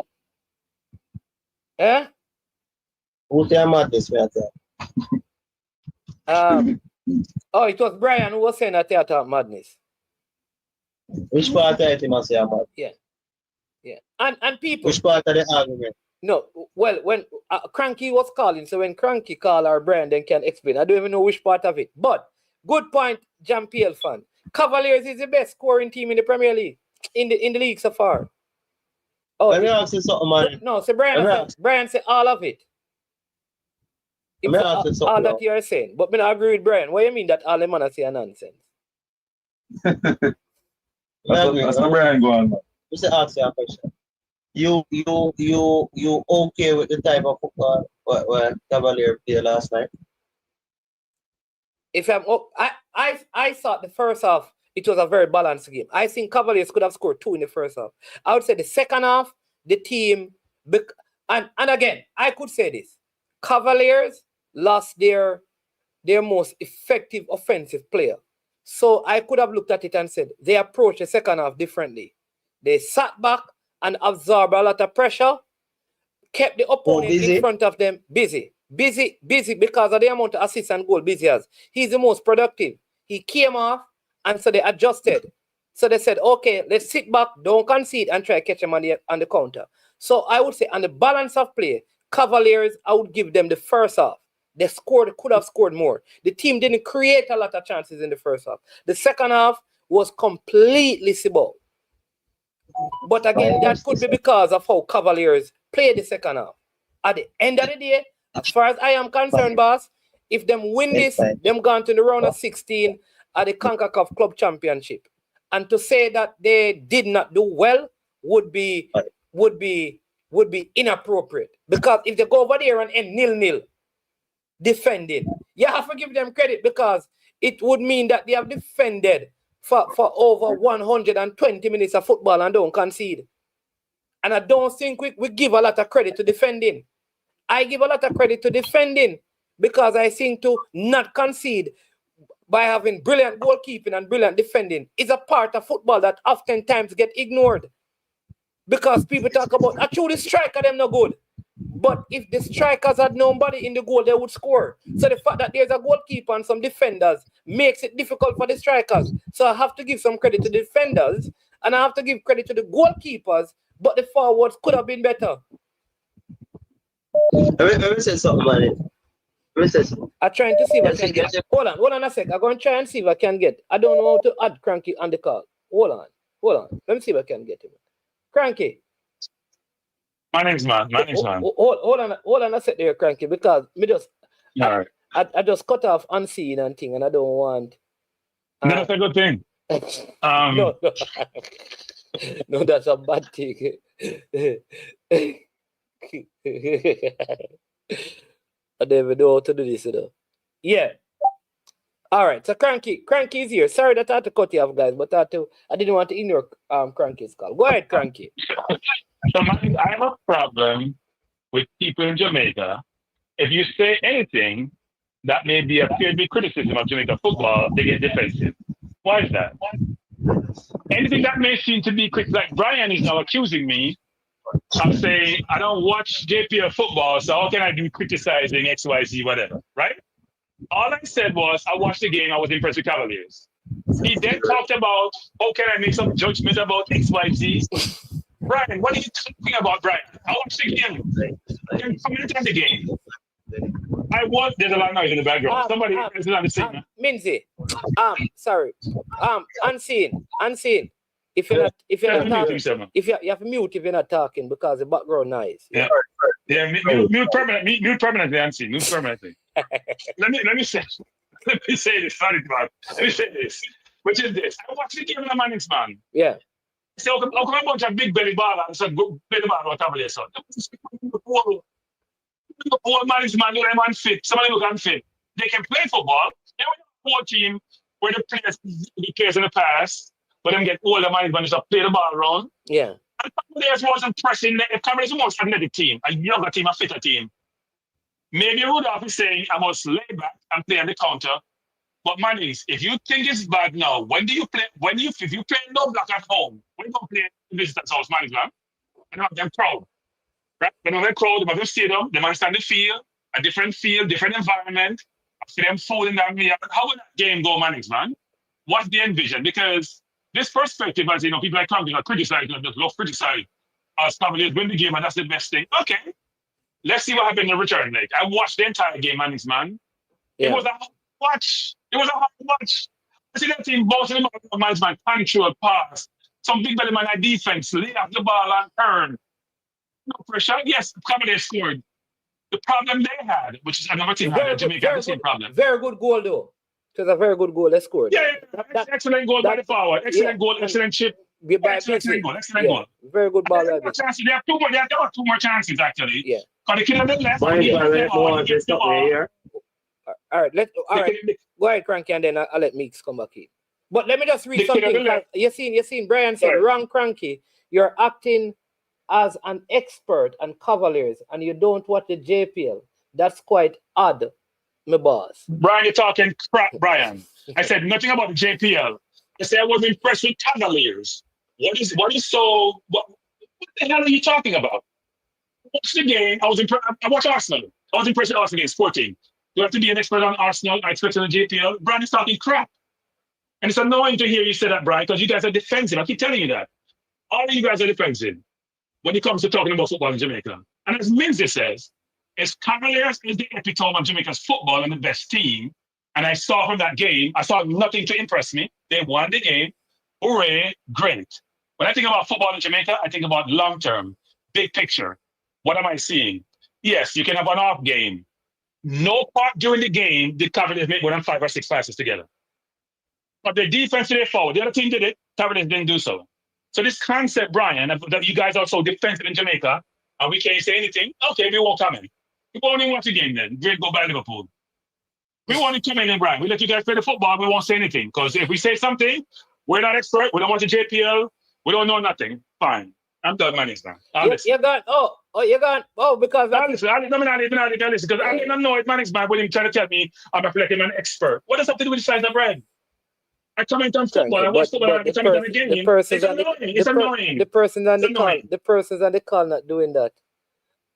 Talking about Brian Manisman. Brian, what I'm saying is though, what the persons on the call, me and you don't have the conversation, and me. No, I understand, but it's not about you, man. It's about the other caller I've seen. Why is Brian starting to act like he's an expert on Jamaica's football, the Cavaliers, when I'm talking about the one game they just played? I don't understand where he's going with this conversation. I don't understand where he's going. Well, he's saying that Minzy's argument is a joke as well. So I don't want to bring it up, and maybe we'll go in the comment section. But go ahead, Meeks. Let me hear what you're saying if it has to do with Cranky, and then we can.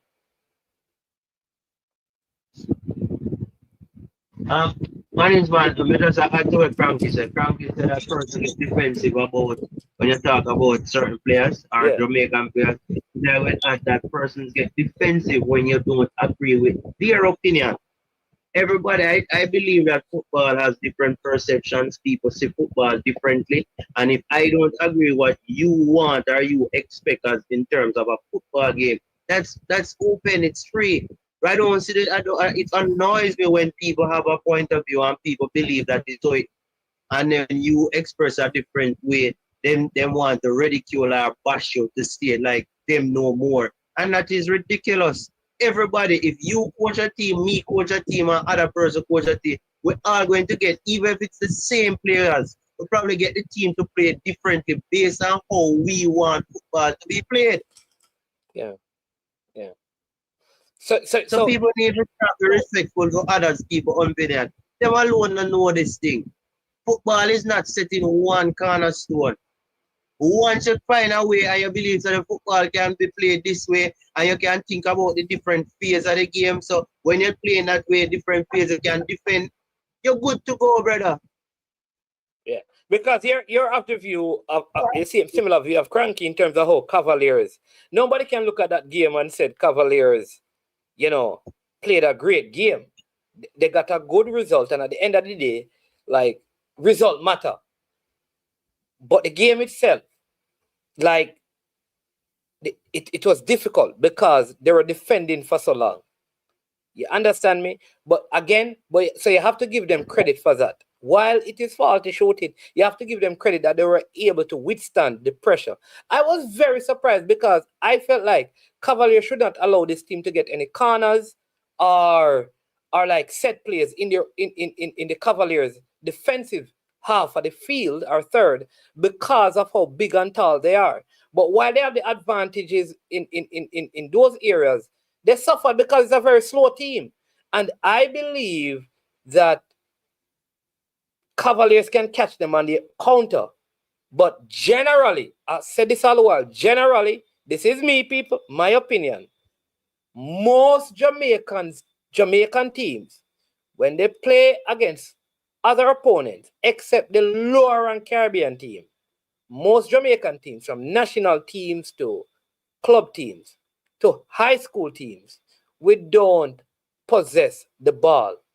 I think, for example, in terms of passing and controlling the football, teams in Trinidad do better than Jamaica, the Dominican Republic, Haitian teams. But we are still for some reason, we excel them in terms of end game result because we get the result. But there is a struggle generally when we meet up with competitive team and our ability to possess the ball. That's just a general thing that is undeniable. It's undeniable at every level. Cranky. Yeah, not management. I am part of my frustration is management. Is I think all the Jamaicans want the Jamaica football to be good and want us to be good. In today's environment, possession football is an imperative management. That's why Spain is where they are, both women and men management. When you can possess the ball management, it suggests technical ability, right? When I watched the game yesterday, I was extremely disappointed. What Minzy's saying is this: if what he saw yesterday is indicative of Jamaica football, then it's in trouble. It's a fair statement. And somebody could say, well, Minzy, you got to watch more because maybe Cavalier was off their game yesterday. But management, they're at home management. It's when you're at home and somebody's dominating you possession-wise, and you extrapolate that to what may happen when you go play them, it's not a good picture in your mind, right? You got to see the game itself. That's it. The game, they have outcomes, and it's tournament football. Anything can happen. But I think about sustainability in football management, which means over a 20-game period, 30-game period, 40-game period, can I see this team doing really, really well? But you can win a two-leg thing, even though you're not the better team in the management. That happens all the time, in football, right? Inter against Barcelona, for example. Those things happen. Jose Mourinho decided to sit low, score a goal and lock up. But if they were playing a 38-game season, Barcelona would have been a better team. The point I'm trying to make is this. I said this earlier in my program. Jamaica has never produced a world-class footballer. Not debatable. But I extend it to the Caribbean on the whole, because York is the only player I know who may have come close to world-class from the Caribbean. The question is why? When we have so many players of Caribbean descent who can say, you know what, I'm probably close to world-class. And maybe the closest one was John Barnes, who left maybe, pre-teen or early teen to go to England and was close. And the question is, what are we not doing? I would say that Raheem Sterling, when he left Liverpool, went to City. No, but Raheem was 6 when he left Jamaica. It was 6 when he went to Jamaica. Yeah. I had Raheem too. I had Raheem, I had Barnes, and I had York. Yeah. You can't tell me another player who come close to world-class money. I had Raheem also, but he left at 6. Right? So the question we ask ourselves is this: what are we not doing right? Is it the coaching? Is it infrastructure? What is it that we're not doing? Because if we have all these track stars, that means athletically, we are basically superior, frankly, per capita. And why don't we produce footballers with the ability and the quality to perform at a world level and be good? Oh, sorry. And part of the concept is they're not technical enough. Somebody just text me and say, tell Cranky to be careful because Bunny Shaw is world class. No, me talk about men. So why not do that, man? I'm just me say, because the best player of Jamaican people beat me. So me we're talking about football, you can't compare men and women. No stop do that, man. No stop do that. No stop do that, man. Me not going to stop. We can't both ways. We can't beat when we say Bunny Shaw the best, and then we say we're talking about men. Men manager. We're not talking about women. Yeah. Right? We're not talking about women. And women games are still young in its infancy in terms of women's game. But in terms of men and management, we play football for over 100 years now in the Caribbean now. And let's bring it from the 70s then. Who wants to play from the 70s management? We don't produce one world-class footballer apart from say York per se. We say we love football. Oh, they say, a man is in cricket. Yeah. You can name player after player after player after player in cricket. Even in netball. We haven't done one in cricket, but Chris Gale, for example. Forget about netball, man. Yeah. Forget about netball. We have more than one. Yeah. Right? So the question is why? For a sport that gets so much attention, right? So much attention and a sport which we play and a lot of us love. Why is that management? Yeah. And people need to look into these things, and start get defensive. Look into it and say, you know what? We need to address the root cause and fix it. It's like this man go on just on this program and they talk about crime. I'm talk about music cause crime. I talk about music. When people have poverty and lack of education and lack of culture and family structure mashup, we talk about music. Music is answer to the whole discussion, management. That's time I get frustrated. Me talk with so much venom because I don't understand the people when they say certain things and do certain things. We have to figure out a way to change the construct about the football because it not work. So when Brian did I get him defensive, make him stay there. Yeah, Cavaliers won't beat them 6-0 Brian next time. Coming out with JPL. Won't beat them 6-0. We see what when they go play the return. We see them return leg value. The return leg. There you go. See the management, man. Mr. Dominic, big belly man. I keep the ball against the management. So big belly man, management. I like that. He management from big belly man. I keep the ball against me. And we young, 21, 22, 19. We can't pressure them to get the ball. God. Okay, what did Me you not manage. Me not understand manage. Me not understand manage, man. see him later. I'll crack you live. All right. Bless up, manage, man. Later, bless up. Let me have the cranky for what cranky I say. All right, go on. Bless up, man. Yeah, but all right, thank you. Bless up. Cranky, Yeah. I agree with cranky. But my point is to say that Mix, Brian said that I think Brian put up something said that you said no team in Jamaica can play football. say that again. Brian said something. Where is it? Mix Mannings, according to Mix, no team in Jamaica can play football. I'd love to see the team he coaches. I will put in my manufacture them something.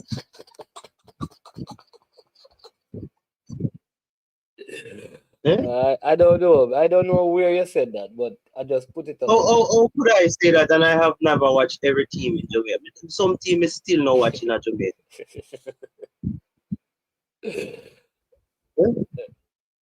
Even the Premier League where I played this season, I still not watch Montego Bay United play all now. Yeah. Anyways, we now go down the road. Management, the reality of Jamaica, you know, people will always argue that infrastructure is the major reason why Jamaica football is where it is. And you will have people talking all sorts of stuff. But my honest opinion is that I think we as coaches, which I include myself and other coaches, I think the problem is coaching, our understanding of the game. And when we talk about we have the understanding how we want the team to play, you know. But yes, if we break it up in a small bits and pieces and put it in a training session and plan that thing right throughout the year where we add, and when we poke up on an obstacle and we can recognize that the team not master that and we spend time till them get it and add until we complete our plan. I think there is the point where Jamaica falls short. And if you look at track and field, in Jamaica, the coaches in Jamaica with pertaining to track and field can write a program for an athlete and they follow the program and they make tweaks as they go along to ensure that they get the best results out of the athlete. But in football, we just don't have that understanding as yet. We just start understanding some bits and pieces, and it will take time. I don't feel like infrastructure is the sole reason, because when you go Africa is producing some top players, and in some areas of Africa. No, but hold on. What I'll say, Meeks, is that when you say Africa, you're not talking about a country, no, but you're talking about an entire continent. You cannot. Yes, that's how we become now specify one. No, but here's what I'm saying, though. Here's what I'm saying. To be fair, when you talk about, you cannot compare Jamaica you cannot compare a Caribbean island in Jamaica with 3 million people with the continent of Africa that probably have the largest population of the continent. You can't compare an entire continent with a Caribbean nation.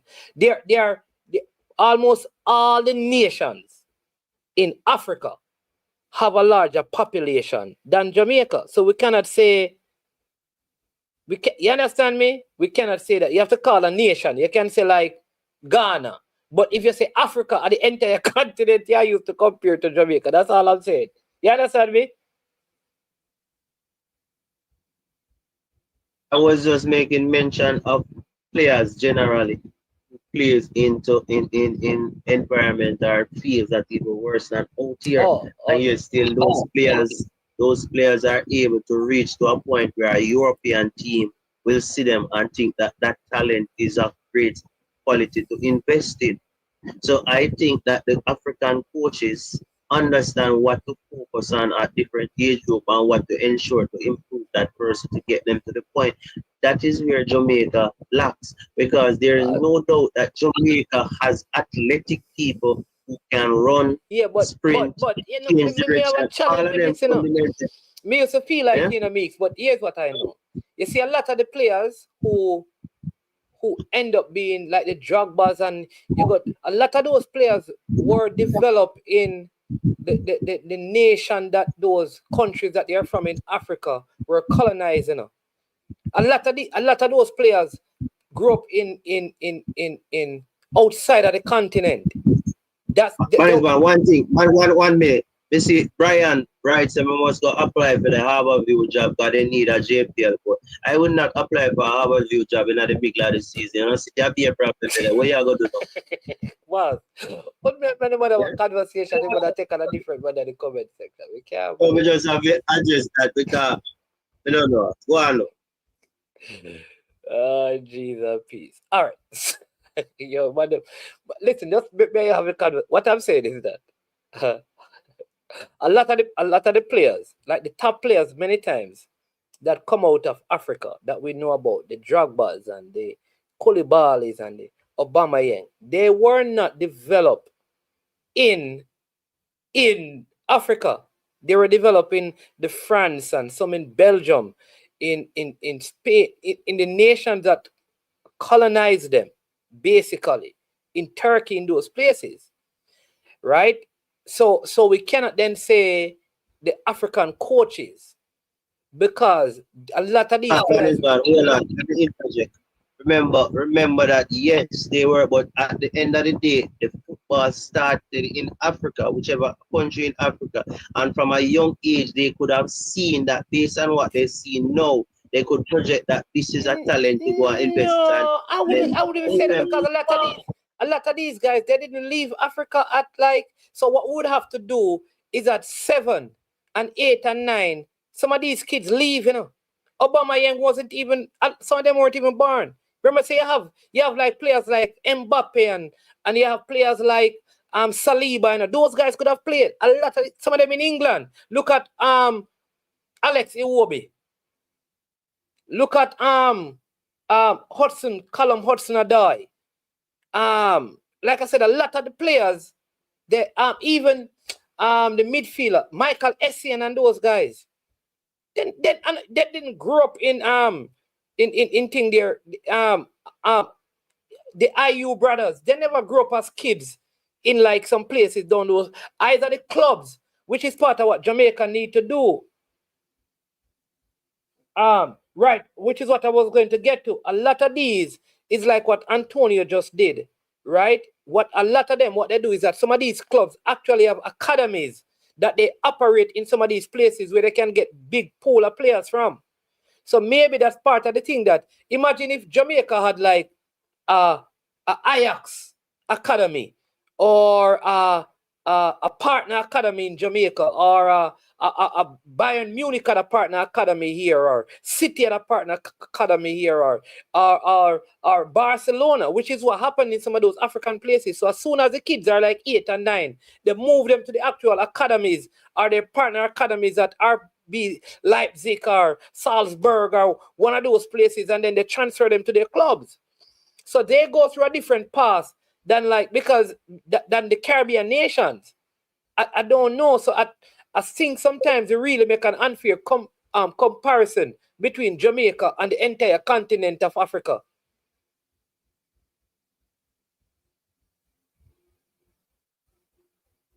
May I listen, man. Go on, may I listen. No, man, that's all I'm saying. I'm just saying that is what I want to say. But I agree with your point, you know, that we have to do better at the grassroots levels, you know. You and I agree on that. But I think unless we can get the kind of system, it's like how the kind of system that they have in some of those continents where, and then you have other places, you know, like you know, the Morocco national team that you saw at the World Cup. Lot of those players actually play in Spain, because Morocco and Spain are like Hakimi and all of those guys. It's actually Spain, you know, from they were kids, you know, because they're very close in terms of border. There's a time when like this team called Angola went to the World Cup, and all the Angolan players grew up like in Europe.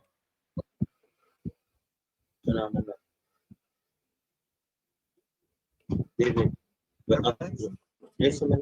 Why are you defensive? Huh? We actually don't have a class. Anyways, people. Hey, Mix. Relax. Reggae Girlz versus South Africa. Yeah. Go ahead, because we have to run now because they say 1 hour now, 2 hours and 29 minutes. I'm hearing that Leon Bailey just had a brilliant play to give Aston Villa the lead against Juve. Excuse me. You need to invite him for a show because it looks like Brian will go and take there. Brian think can make it.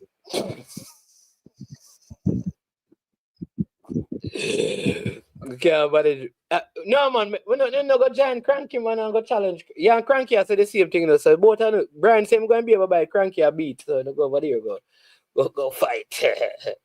Yeah, but the Reggae Girlz, I'm going to talk about the Reggae Girlz game tomorrow because that's a very important game coming up. Yeah. All right, but respect Meeks. You understand me? Like I say, I have all your views, my boss, and everybody will agree with you, but your views are your views. You understand? All right, big up. Before you go management, like my views regarding Jamaica football, Jamaica team, I think Jamaica have good potential, but I think certain players I don't think should be playing where they play. I strongly don't believe in a midfielder cannot manipulate the ball at his feet. That's why I have nothing personal against anybody. I realize that once you criticize something that is not what you think it is, people take it personal and people make it look like you dislike somebody. Nobody. The sport is not a friendship thing. The sport is a business to grow, to improve, and get better results, get better rewards, better this, better that. We need to move away. That is why Jamaica is suffering. That is one of the major reasons because we have too much association with friendship when we are dealing with football in Jamaica, and that I will. So, thank you, sir. All right, my boss. You know what's the first show we talk to you about that? Bless up yourself. Unseen, not seen. Bless up yourself. All right. Unseen. All right, people. All right, Reggae Girlz game. We have to support the Reggae Girlz. All right. We have to support the Reggae Girlz. Easy Groove had a major injury, and she's recovering. I know she's back playing now, but I don't know if she's fitting up to play. Yeah, you understand me. Yeah, man, I go to you can. Oh, it was no goal. Also, Leon Bailey didn't get that goal. Is that it? Or is this the schoolboy match? What go on here? Yeah. All right. Yeah, man. People, listen, thank you so much. Oh my God, I can't believe this. I did 2.5 hours and only have 75 likes on the video. This is not good. This is no, sir. People, hit the like button, subscribe and share. Thank you for your time. It has been a while since I've done one of these. I have to say big up and happy birthday to the one and only Postman Donald Wilson. You understand me? Big up. My wife whose birthday was on Monday. My son whose birthday was last week Wednesday, and yesterday was our daughter's birthday. Today is Postman birthday. I think Kirk Shooter, see me in the comment section. His birthday, it was yesterday. You understand me? Say good people born in November. Happy birthday to all the November people. Sure improvement. Good to see you. Been a while. Sure improvement. So I have something for you for so long, and I don't know why you don't want to collect it. For your son. And if you stay any longer, it will get dry rot, sure improvement. We need to make arrangement for you to collect it. Understand me? But bless up yourself, people. Hit the like button before you go. DJ Dean Brown, up and running. You understand me? Yeah, man. Thanks to all the persons who called in. If you're a new subscriber, please, thank you for subscribing. Keep on showing love to the platform. I will possibly be back tomorrow, depending. God's willing. I am management. This has been I Am Sure Sports. As usual, have a blessed day. Take care and check out the other channels. Cranky has a very interesting program coming up later. There's Coaches Des Unseen Sport, Ryan LFC, IMAXit, Sports Prophecy, Blema, Military Gona. Oh my God, there's so many. There is 433 Pressure. They call him the oppressor. Dre anyways a sports job PL fan. You know, you can join Peso at Peso Live. It's called the Peso and Gunners Boss podcast. That's a new one out there on the street, mashing up the place. You understand me? Yeah, you understand me? Yeah, man. So you can check out that one. Peso and Gunners Boss. They call it the hot podcast. It's hot like a fire. One Peso. One Gunners Boss. You understand me? The man, first, show the man them did them say the thing is not rated PG, it is rated GP, General Penitentiary. No, it means Gunners and Peso.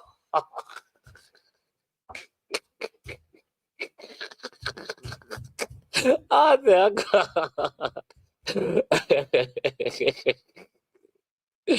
I am washed. I am out of here.